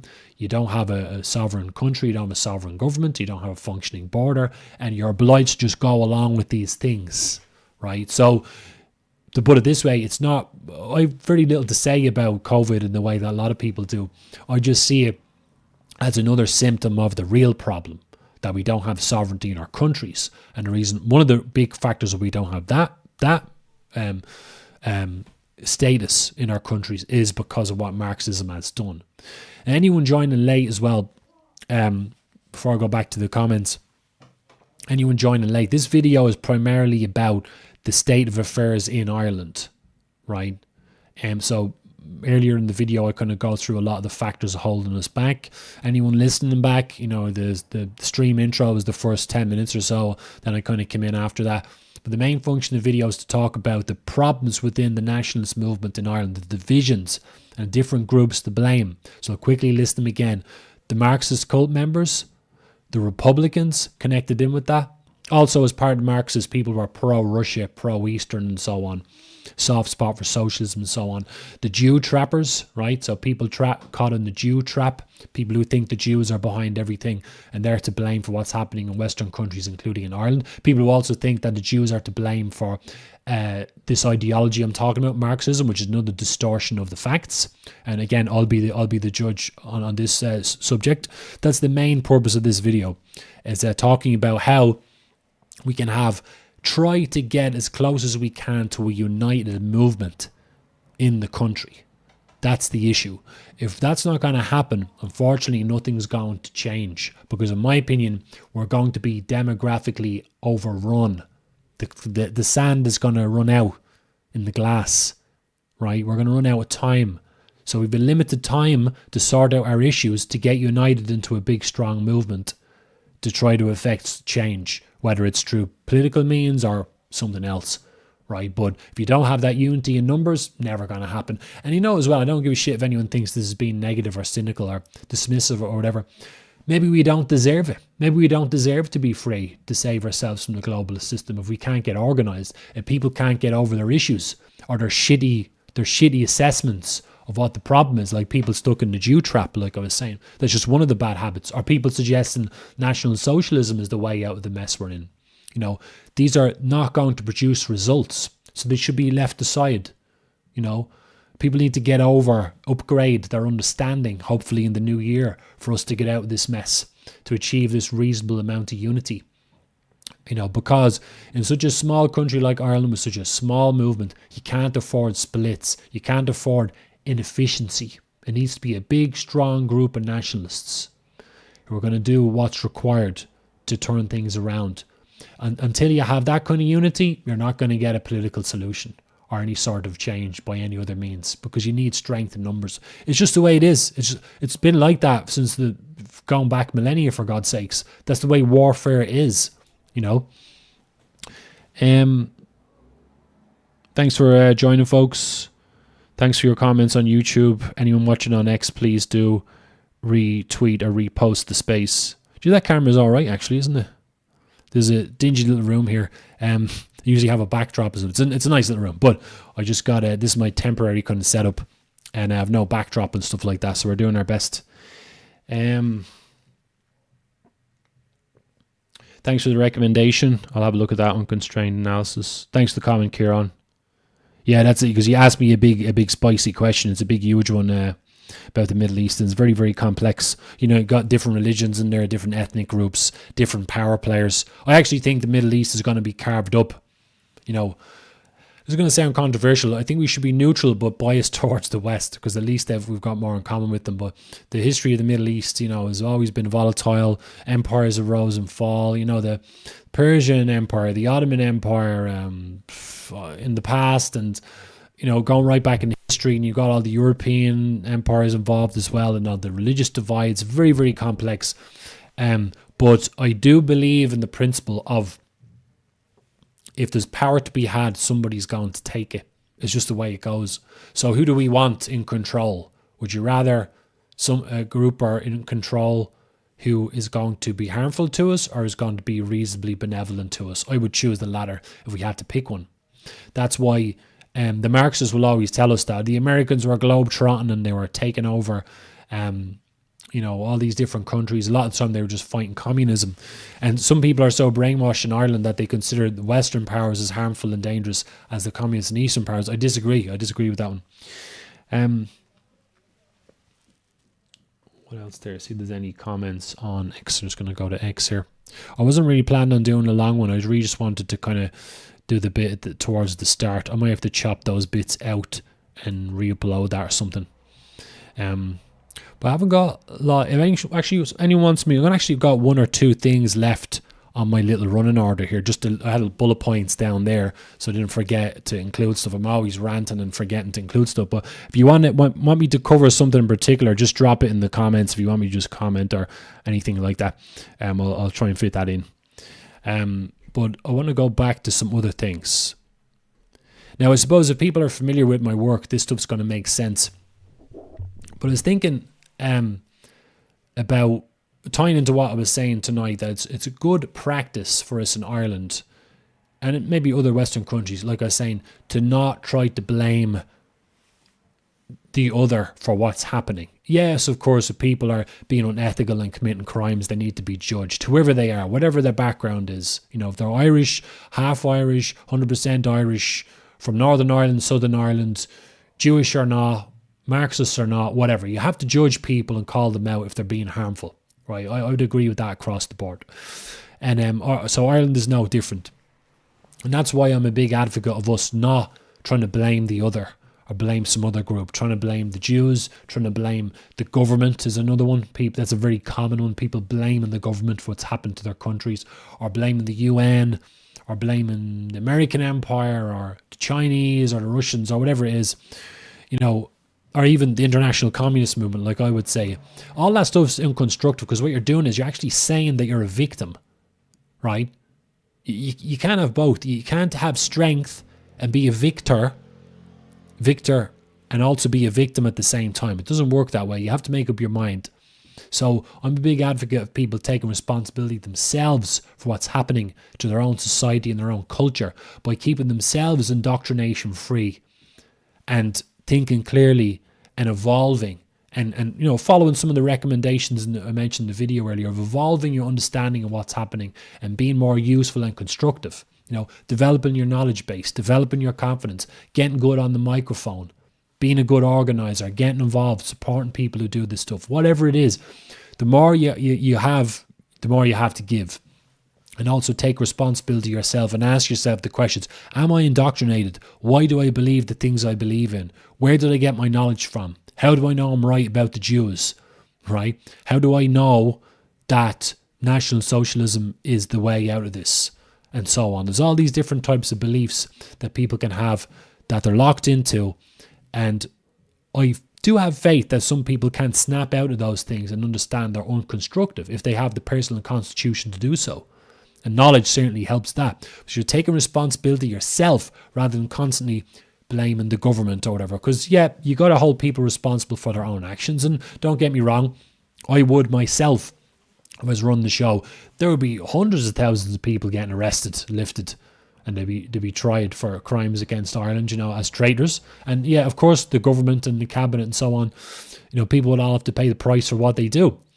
And there's always going to be sociopaths in society who are going to get into those positions. But we've allowed that to happen, you see. We've sleepwalked into this globalist nightmare we're in. I always talk about this, over the years, all that watching the football, all that watching the soaps, all that, talking bollocks, being wrapped up in your own issues, being wrapped up in your own ego. And I'm guilty with you. I'm not saying it's just other people. I'm not pontificating here. I've wasted a lot of time myself, distracted or involved in stuff, being chasing women, being obsessed with making money, being obsessed with being famous or successful or whatever it was. And while all that, we were all doing all that shit, wrapped up in our own little worlds, they've been building the internationalist movement. This globalist system has been built around us progressively as time has been going by.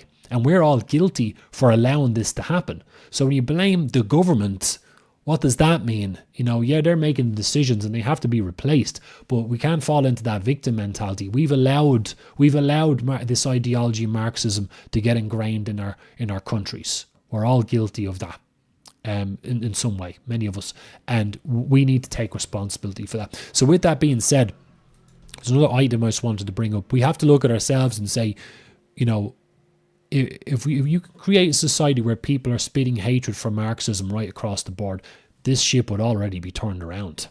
Guaranteed, And so people supporting any strain of Marxism anywhere across the board, a lot of it is based on class struggle or oppression. And that's how somebody supporting Marxism or they're a Marxist cult member. So they could be, someone who thinks feminism is good, trans ideology is good, multiculturalism, they think racism is the biggest evil in the world ever.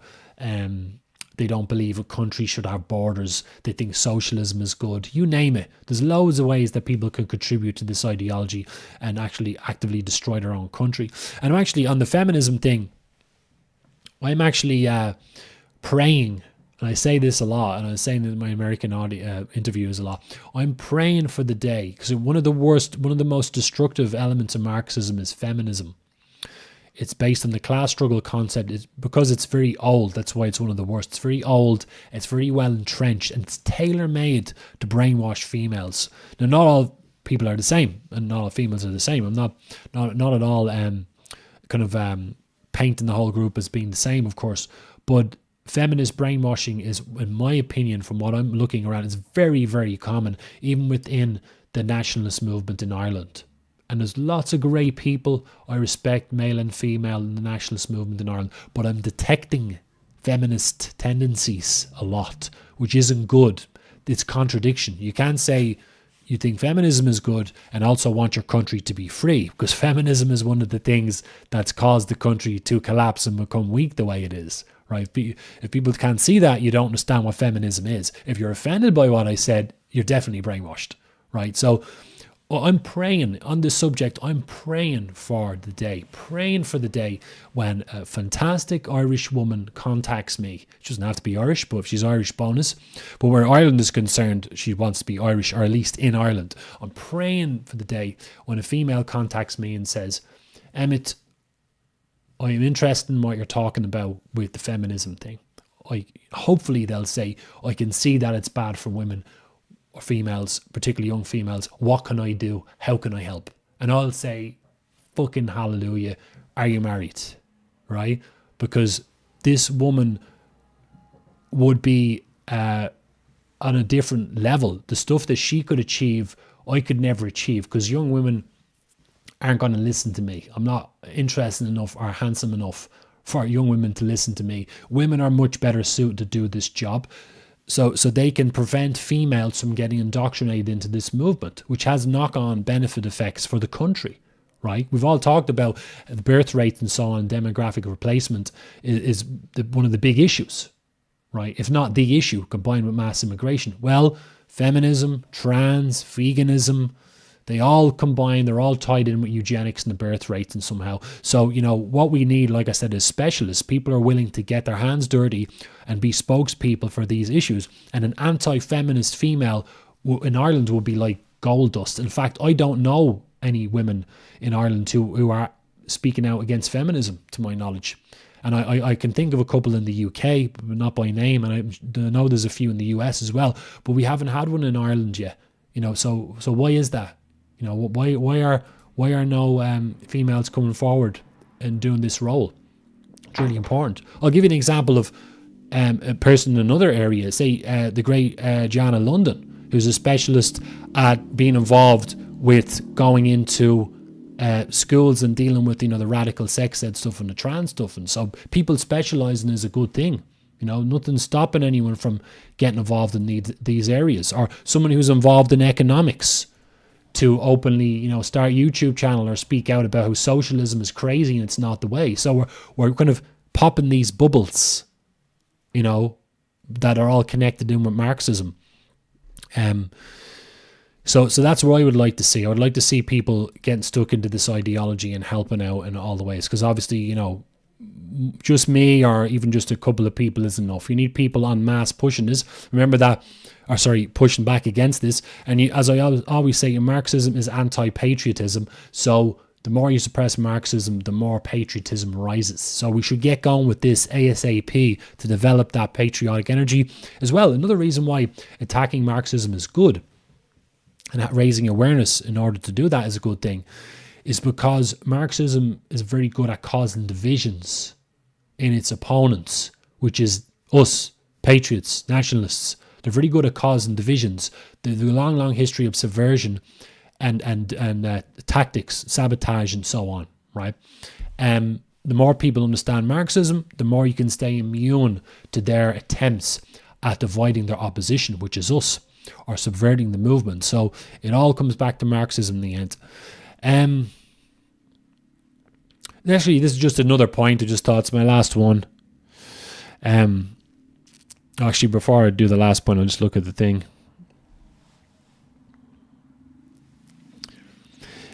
Yeah, so I think it's David. Hard to imagine anyway to stop this steamroller. Yeah, it is, but some people it is. But as I don't know if you saw the earlier part of the video, there is a way out of this, but it involves people being united and putting their beliefs out of the way. And absolutely, Craig. Education helps. Stops people getting infected. Absolutely, it's a death cult. Yeah, if you had to sum it up, really, that's really what it is. Everything Marxism does turns to death, whether it's the economy, whether it's people's fertility, people's minds, anything. It just destroys everything. Agriculture, Critical theory, critical theory. So everyone mentioned that. So critical theory is become a buzzword nowadays, but basically what it is just another creation of the ideology that it uses to attack its enemies, the pillars of the West, capitalism and Christianity, culture, the traditional family unit. It says that the structures of society are oppressive and that's bad, and we need to tear it all down. It ties in with the Marxist thing of rebuilding society in its own image and attacking its enemies, which allows the ideology to function. To dominate.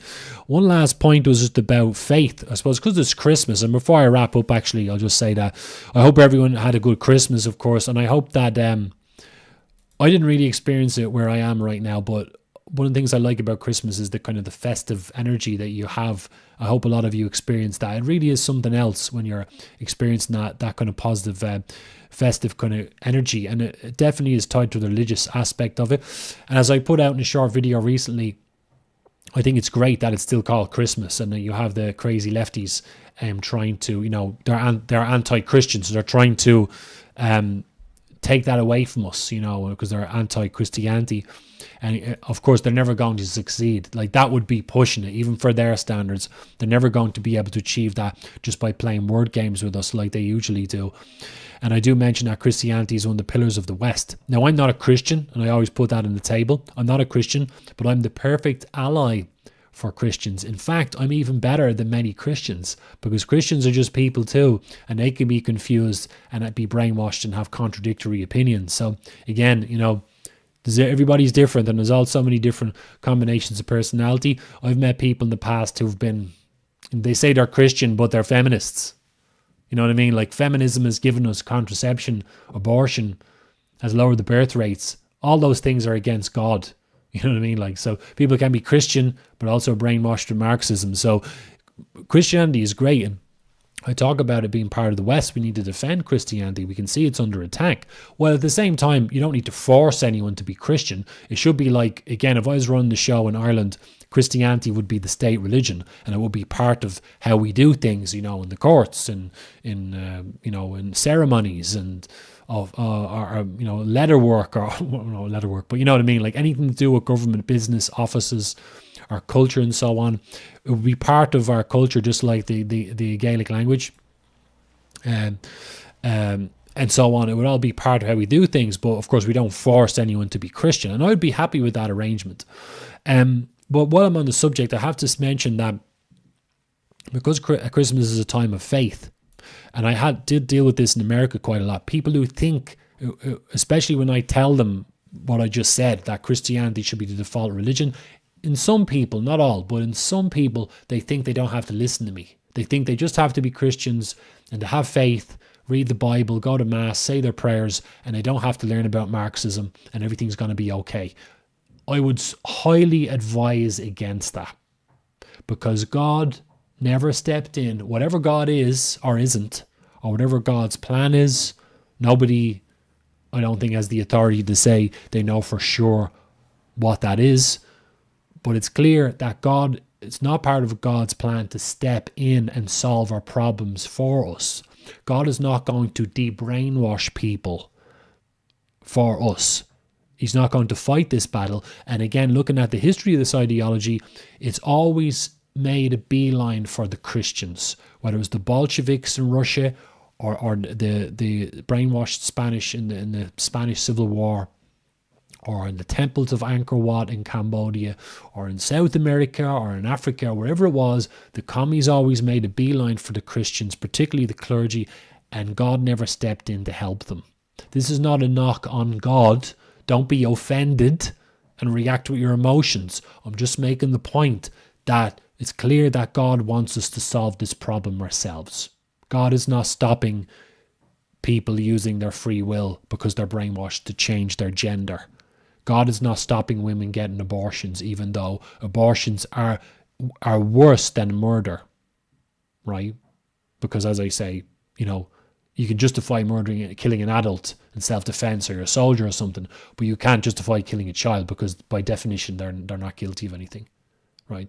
So my point is, God is not going to step in. So again, like I said earlier, it's my role, I feel, to get people to pull their socks up, and Christians are not above criticism. And I've dealt with people who are Christian who have attitude problems. I've dealt with people who are Christian, but they're also pro-Palestine and anti-Israel. They don't understand the contradictions they're engaging in, so therefore they're not above criticism. And as I always say, God wants you to have faith, to be spiritual, to have hope, but God also wants you to think and use your damn intelligence, and God wants you to oppose evil. And remember that Marxism is Satanism repackaged. That's really what it is. That's what it embodies. It brings out the worst in humanity. It comes from the idea that humanity is no good, that we don't deserve to be here. And all of the inclinations of our heart are evil, that we're evil by nature, right? That we'll kill ourselves and kill each other and mutilate our bodies trying to get sex change ops. It brings out the worst in humanity. If Satan's argument was that humanity's no good, Marxism proves that argument, doesn't it? Because it's anti-God. The climate change movement, it's anti-God, says there's too many people on the planet. We shouldn't eat the animals. You know what I mean? We shouldn't use the natural resources. Feminism is against God's plan because it tries to create this artificial equality. We're supposed to be, men and women are supposed to be complementary, not equal, right? And like I mentioned, contraception, abortion, and so on. Socialism creates collapse, destroys hierarchies and brilliance in society, you know, which is against God, because if you believe in God, it's against God, it's against brilliance, it's against achievement, it's against making a better world. So, you know, to put back into what I was saying, people have to understand this ideology and combat it. You know, you have to put some energy into this. Christians, like I said, anyone who thinks that may have it figured out have a tendency to sit on their arse. I've listened to people recently call themselves Christians who are devout Christians who are also stuck in the Jew trap, which I mentioned earlier. So they're obsessed with the Jews. They think the Jews are behind everything. And surprise, surprise, these very same people, their level of understanding of Marxism is low.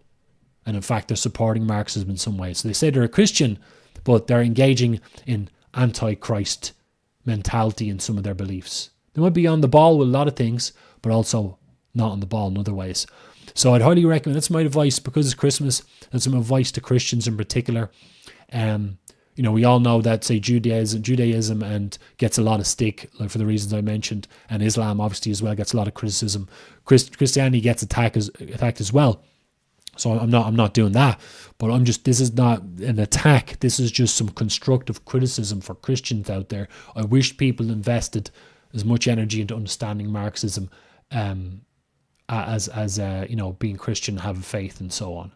So it's very important, and it also keeps us active and engaged rather than hoping that things are just going to work out if you have faith.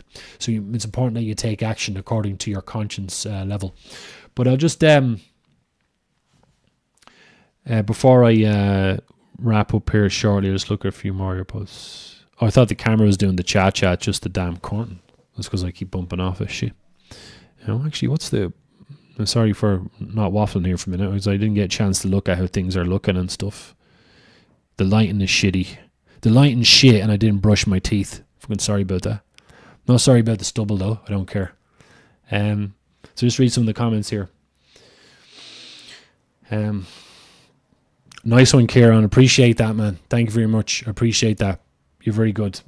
Thanks a lot for your support and all. It really is fantastic, you know.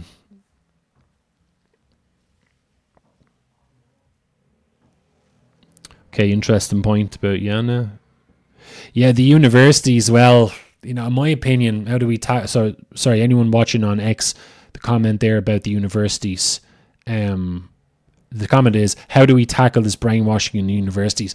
Well, I think that, in my opinion, the university are one of the worst infection points for this ideology in society.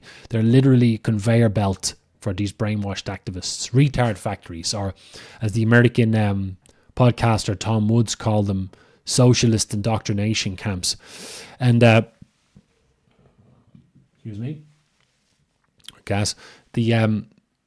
Sorting out the university should be a top priority, and I don't know how we're going to do it. I mean, you would have to, if I was running the show, I would, you know, you'd have to make a study, like myself or other specialists, make a study on the universities, study the courses that they're pushing out, the professors involved. You'd have to just fire people. You know, depends on what level of control you had. Obviously, boycotts would be good. People start boycotting the universities. You probably use that. Starving them of money if you could. But in the future, ideally, the problem is you're dealing with brainwashing. People who are brainwashed and who think that they're doing their right and who think that they're helping are not going to quit. They're not going to apologize. So what do you do with these people? I'm talking about professors and stuff. You'd have to ban them from teaching. But again, see, you can't even get to that level because people don't understand what Marxism is. Because if someone like me comes along and says, no, you can't do that, that's pretty much child abuse. People would say, oh, you're being a fascist. What about people's rights and so on? Here's my response to that before I continue. Nobody has the fucking right to peddle Marxism of any way in society, whether you're just in the general public doing it or you're a teacher or whatever your role is. Nobody has the right to brainwash anyone and spread this infection to other people. So you'll have to, as Yuri Bezmenov, the great Soviet defector, once said in an interview or a presentation, he said about curbing people's rights. Actually, here's a good one. I have to mention this. This is definitely a problem when I was trying to explain this to Americans. Because the Americans love to talk about the Constitution and the rights and stuff. And, you know, we've got rights in other countries as well. So this might confuse some people, but hear me out. when it comes, yes, people should have rights, should have the right to freedom of speech and so on and so forth. But at the same time, forgetting about human law for a minute, nobody has the right to peddle Marxism because it's a death cult, right? As Craig said, right? It's evil. You can't get much more destructive than this. So nobody has the right to push this stuff. Now, the Marxists historically have a long history of saying, what about our rights? So when they're not in control, they'll talk about freedom of speech and human rights. When they're in control, they start bringing in hate speech bills and stuff. You see what I'm saying? So there's a double standard. They don't have any mercy for you, so why are you having any mercy for them? That's not intelligent or benevolent. That's stupid. That's naive. That's what that is. And I'm anticipating this actually being a big problem in the future. When people start understanding more about Marxism and the fight starts to heat up a bit, and if we start getting in control, I'm going to start talking about curbing the rights. Like I mentioned Yuri Bezmenov, he said a way to stop things getting bloody and violent is by curbing their rights, taking their rights away. Don't let them have Marxist NGOs. Non-profit complexes. Don't let them drain all the money from the economy while they're pushing Marxism and destroying their country. Don't let them teach Marxism in the schools. Don't let them open trans clinics. Don't let them open abortion clinics. Close all that down. Shut it all down. Ban these things. Now, when it comes to the education system, a great idea that people have suggested to me loads of times is you could teach it, but not in a promotional fashion, in a critical. Actually use the same tactics they've used, like the critical theory approach, and turn that weapon against Marxism itself. And that's how perhaps we could safeguard, our culture and our people into the future, is to still teach Marxism in the colleges, but teach it as being a psychotic, satanic, treasonous, anti-Christian, anti-humanity ideology that causes death, that kills everything it touches. Maybe then that would be a good thing rather than trying to ban it. Sometimes when you ban the information, right, you put things underground and people just form their groups and they get stronger and more influential and you're back to square one again.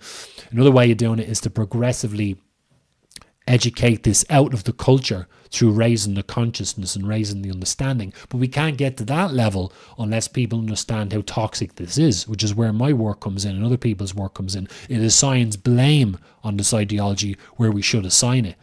Now back to your question there about from Ireland Insider, about the brainwashed universities.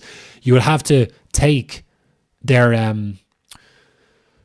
my opinion, most of the time when people are brainwashed, they're finished for life. As Yuri Bezmenov said, you're stuck with them. They're contaminated. You can't change their minds, right? So you just have to fire them from their jobs, put them on some sort of loony payment or whatever, let them ride off into the sunset and just keep an eye on them. Don't let them brainwash anywhere else and just let them die off. But a lot of people have to go to prison, I think, considering how bad things are. I'm just going to address a few more of those.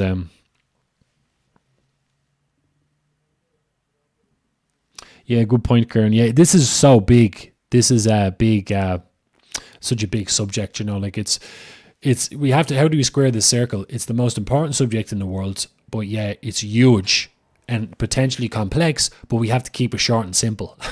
So how I condense that is, as you know, in the book, right at the start in the introduction, you remember what I said? I said we should just encourage people to hate this thing. That's the quickest way to oppose something and keep the message simple, is to generate hatred. People understand they should hate this thing, they'll hate it. Hopefully that's a great way of dealing with it. Yeah, Tom Woods from the Mises Institute. If anyone's interested in looking at the economic, after you watch my presentation is the most important, right? But after you've watched that, look at some videos of Thomas Di Lorenzo at the Mises Institute. He did a lot of great videos about the impact of socialism on an economy and how socialism is bad. So think of it this way. As I always say, Marxism is the whole ideology, the whole thing. Even the bits that don't call themselves Marxist, it's the whole thing. And socialism is the application of Marxism to an economy, resources, government, and so on, right? It's putting the Marxist ideas into practice, pretty much. Adrian, Oh yeah, yeah. Well, yeah. I don't know if you joined. I don't know if you joined late, but yeah, the conveyor belt starts early. Yeah, you see, there is no conveyor belt in a sense because the universities are just a part of it, but the school starts earlier. But it's not just the schools; it's anyone brainwashed with Marxism in society. Some people are brainwashed at home by their parents or their neighbor, or the fucking TV or the internet. The ideology is the source of the brainwashing. It takes many different forms. I'm not saying you're wrong, but I'm aware of what you said.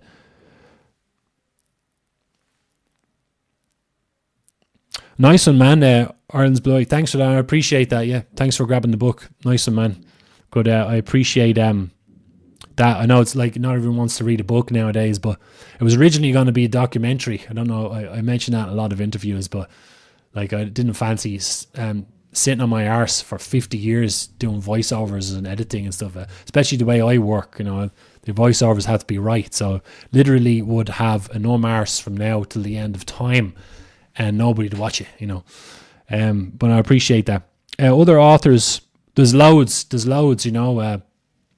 Okay, so the one I mentioned, Thomas D. Lorenzo, he wrote a book called The Problem with Socialism.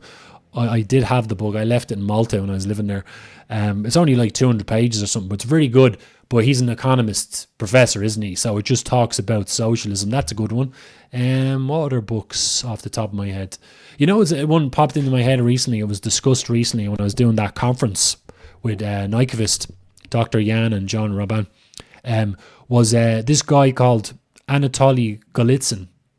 He's a very high-profile Soviet defector who, I can't remember when he defected, but he brought out a few books. One of them is called The Perestroika Deception. Now, I've never read it, but apparently it's very good. But it's kind of like he would be preaching to the converted if I read the book. But it's about how pretty much that the Soviet Union never collapsed. Right? So the Russians are in Ukraine right now. They're allied with China and North Korea. They're all getting aggressive, right? The West is all... The soldiers are putting on dresses, lipstick, talking about their gender. They're putting more women into the military. That's in the West. And in the East, they're getting aggressive, building up their armies and so on, because communism never died, right? So this guy Golitsyn was many people who wrote about that. So I'd recommend that book to just drive that point home if you're interested. Another great one is Willing Accomplices by a great man by the name of Kent Clisby, who was a former CIA case officer. When he retired, he wrote a book. I read it. I read about 5 or 6 books cover to cover as part of writing my book. So one of them was The Problem of Socialism by Thomas D. Lorenzo. This is another one of them, and there's a few others. But this book is called Willing Accomplices, and it's about how the Soviets subverted the US in the 20s, right? In the 20s, when they formed the Communist International in 1919 under the orders of Lenin, the Soviets started to put operatives into America in the 20s. So, when people say in America, they say, oh yeah, the 60s and the hippie movement, and that's when it started, or the Frankfurt School. No, it was way earlier than that. It was even earlier than the 20s, actually, through the socialist movements and the labor union movements and the feminist movements. Those are very old parts of Marxism. Feminism, socialism, labor movements, and so on. But when it came to the 1920s in the States, that book is very good because it talks about how the Soviets were back then with Willy Mutzenberg and the other masterminds involved, were experts in the 20s at subversion. They were at this way before everybody else got going with this stuff. The OSS was formed in the middle of World War II, I think, 42. The Office of Strategic Services, and the CIA was years later. So the Soviets are at it really, really early. But there's 3 off the top of my head anyway. What else? Adrian, yeah, get it out. Yeah, let's see. It's like a detox, isn't it? Like, so anyone watching X, the comment was educate it out of the culture. So get the ideology out of the culture. That's what you do. You get it out. You detox this shit out. Right? So to take everyone back to what I mentioned at the start of the video, I mentioned, right, imagine this is society, right? On this side of the equation, you've got the traitors in the government, the mad lefty Marxist activists, the psychopaths, the nihilists, so on, who are driving the country into the ground. Okay, I don't know if I'm in shot here. On the other side of the equation, you got the patriots, the anti-globalists, the nationalists, whatever you want to call them. In the middle, I can see my hands on the screen there, in the middle of the population, you got, the apathetic, the apolitical, the lazy, the people with no confidence, the people wrapped up in, spirituality with their fucking heads in the clouds, people involved in too much conspiracy theory stuff and want to talk about, the Freemasons and stuff. All those people in the middle aren't helping. They're actually part of the problem, right?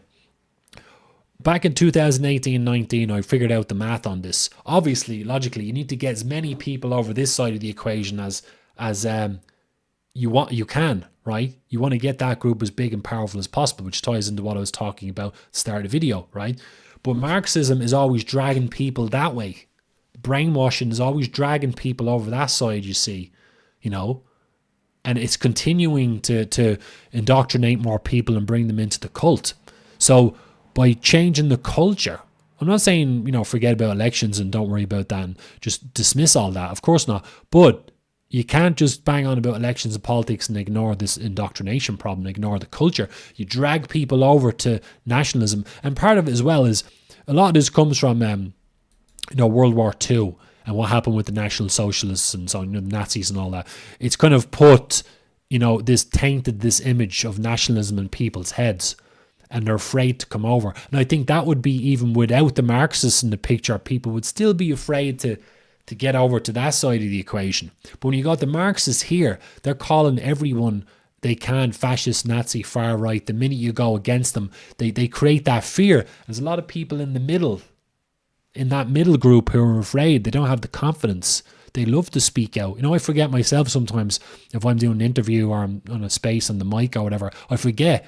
Because I've done radio and DJ'd and I've been a stand-up comedian and all this other stuff and speeches, and I'm used to being on the mic, but I forget there's people out there listening who are petrified to get on the mic, and you forget that they're in society. They could be lovely people, intelligent and heart in the right place and so intelligent and perceptive and stuff, but they just don't have the confidence.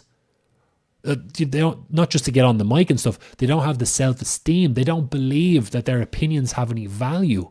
There are people like that in the middle. They could be over our side, but they're kind of in the middle. Now they're starting to move over. Good for them. They're coming out of the closet, But when you got Marxists in society who are going to get you fired from your job, who are going to ostracize you, start rumors about you, attack you in any way they can, those people probably never going to come out of their shell, which comes back to what I was saying. You turn that culture over. You bring that culture. You highlight Marxism, drag it out into the light, highlight it as being a mental illness and destructive for society. Make it uncomfortable, make it socially unacceptable to be Marxist. Brings people back over to the patriotic side. Just taking a look at any more of the comments here. I wasn't gonna go so long. I was gonna just keep it short about the stuff I mentioned earlier. What I'll do? I'll quickly mention the groups again, because this is the main reason I wanted to do this video, because it's been really pissing me off lately. Now, obviously I've got a thick skin doing what I do, and I'm going to keep on trucking regardless, even if everybody thought I was wrong. Well, okay, if everybody thought I was wrong, I wouldn't bother. But as long as there's some people out there who are intelligent enough to get what I'm saying, who care about what's happening, who want all this madness to stop, I will keep speaking out, even if there's just a few people who are like that. And all these other nut jobs trying to derail me won't make any difference. So, I'm just putting that on the table. I don't want people to think that I'm countering the abuse to be petty or something. I'm indifferent to people who want to stay on a low level of conscience, or want to stay pathetic or mistaken or crazy by their own free will choices, and that's where they want to stay. That's where I leave them. And I'm not helping people like that. Particularly if people come at you and they're abusive, you're under no obligation to help, unless you're like a parent or something. Then it gets tricky, But when you're dealing with the general public, I love helping people who want to be helped, but people are going to come at you with an attitude because they're brainwashed, and I'm at a higher level of consciousness than them. I'm not going to lose sleep over abandoning these people. And, obviously they're too brainwashed to see that they could learn something from me rather than the other way around. But anyway, so back to what I was saying at the start, tying in with that. The kinds of people who I have to deal with giving me abuse in my work are very problematic because they split society. And I'm just quickly going to mention those before I hang up the mic. Is the Marxists, as I talked about, people brainwashed into Marxism in any way, shape or form. And people who are pro-Russia. I'm dealing with Putin shills. I mean, my God, how weird is that? People in Ireland being offended when you criticise Putin. People involved with the Republican movement. Right, so Republican movement in Ireland is very problematic. It's highly contaminated with Marxism, because they think that they're patriots, and they'll call themselves nationalists, but they're riddled with Marxism, and it's actually counterproductive. Right, you know that kneecap group with that idiot with the fucking tricolour balaclava and those other two gobshites.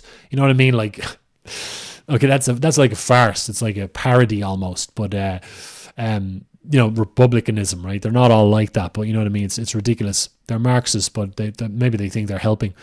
Other groups as well. The whole ethno-nationalist, civic nationalist thing. I'd urge people to think about that more. Think about how that causes divisions. The Jew trappers I mentioned earlier, right? So people stuck in the Jew trap, people who think that the Jews are behind everything and we need to talk about the Jews all day, and that's somehow going to improve our situation. No, it isn't. And I was in the Jew trap myself for a while, so they're stuck in that psychological trap and they're stuck on that step and they won't go any higher. And people like that as well, as I've noticed myself, because I evolved out of that, their understanding of Marxism is always quite low. And while we're on the subject as well, like I was saying, people often say that Marxism comes from the Jews, and they'll start throwing memes at me. That's where they get their knowledge, memes and so on, or distorted perceptions of reality. And it doesn't make logical sense because most of the people responsible for driving Ireland towards chaos, over 99%, are not Jewish, right? But anyway, so much more to say on that. But I might actually, before I finally hang up the mic. Yeah, thanks for that suggestion, Adrian. I appreciate it. I know James is back on the horse, isn't he, recently? I think he took a huge break. And people have been talking about him recently, doing interviews. It's gas, actually, because people have been kind of, wow, James is doing great work and someone's doing interviews. And, like, I'm not saying it's not true. Fair play to him. It's brilliant and stuff. Yeah, and I'll contact him soon if he wants to have a chat. But I think it's funny because back before the YouTube cults, it's 2018, everyone was doing interviews. And I know James isn't the only one doing them, but I find it's funny that it's kind of a big deal now. But yeah, we'll contact him. Yeah, fair enough, Kieran. You did mention that before. You know, I think you're saying you're from the north or something, but yeah, you can just confirm that. If that's true, make sure I got that right. But we were all brainwashed a little bit, but in the north in particular, it was very highly charged emotionally, and obviously the Irish cause obviously puts you in the oppressed category. You know what I mean? Like, and it's very normal to fall into that trap. And while we're on the subject, I was Republican, my thinking, years ago, like up to like 7-8 years, maybe it's not 7-8 years ago, sorry, Jesus, time flies, maybe 10 years ago, I used to say that I was like pro-IRA and stuff, and I thought it was okay for Irish people to shoot British soldiers in the north and stuff. You know, I used to think that was good, it was noble.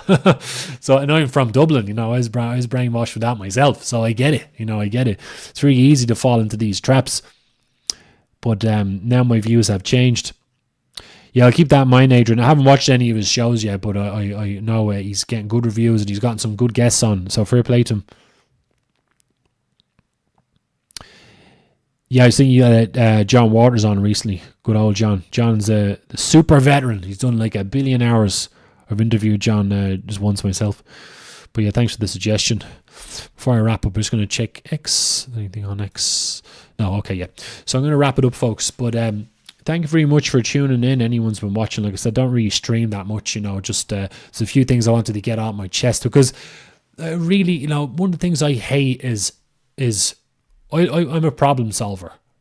It's one of the things that I'm probably like what you call it, like my true personality, right? My natural personality is to solve problems and organize. There's loads of things I can do and loads of sides to my character. But when it comes to stuff like this, I love to solve problems and analyze. It's very frustrating watching what's happened to Ireland. It's a car crash in slow motion, is what it is.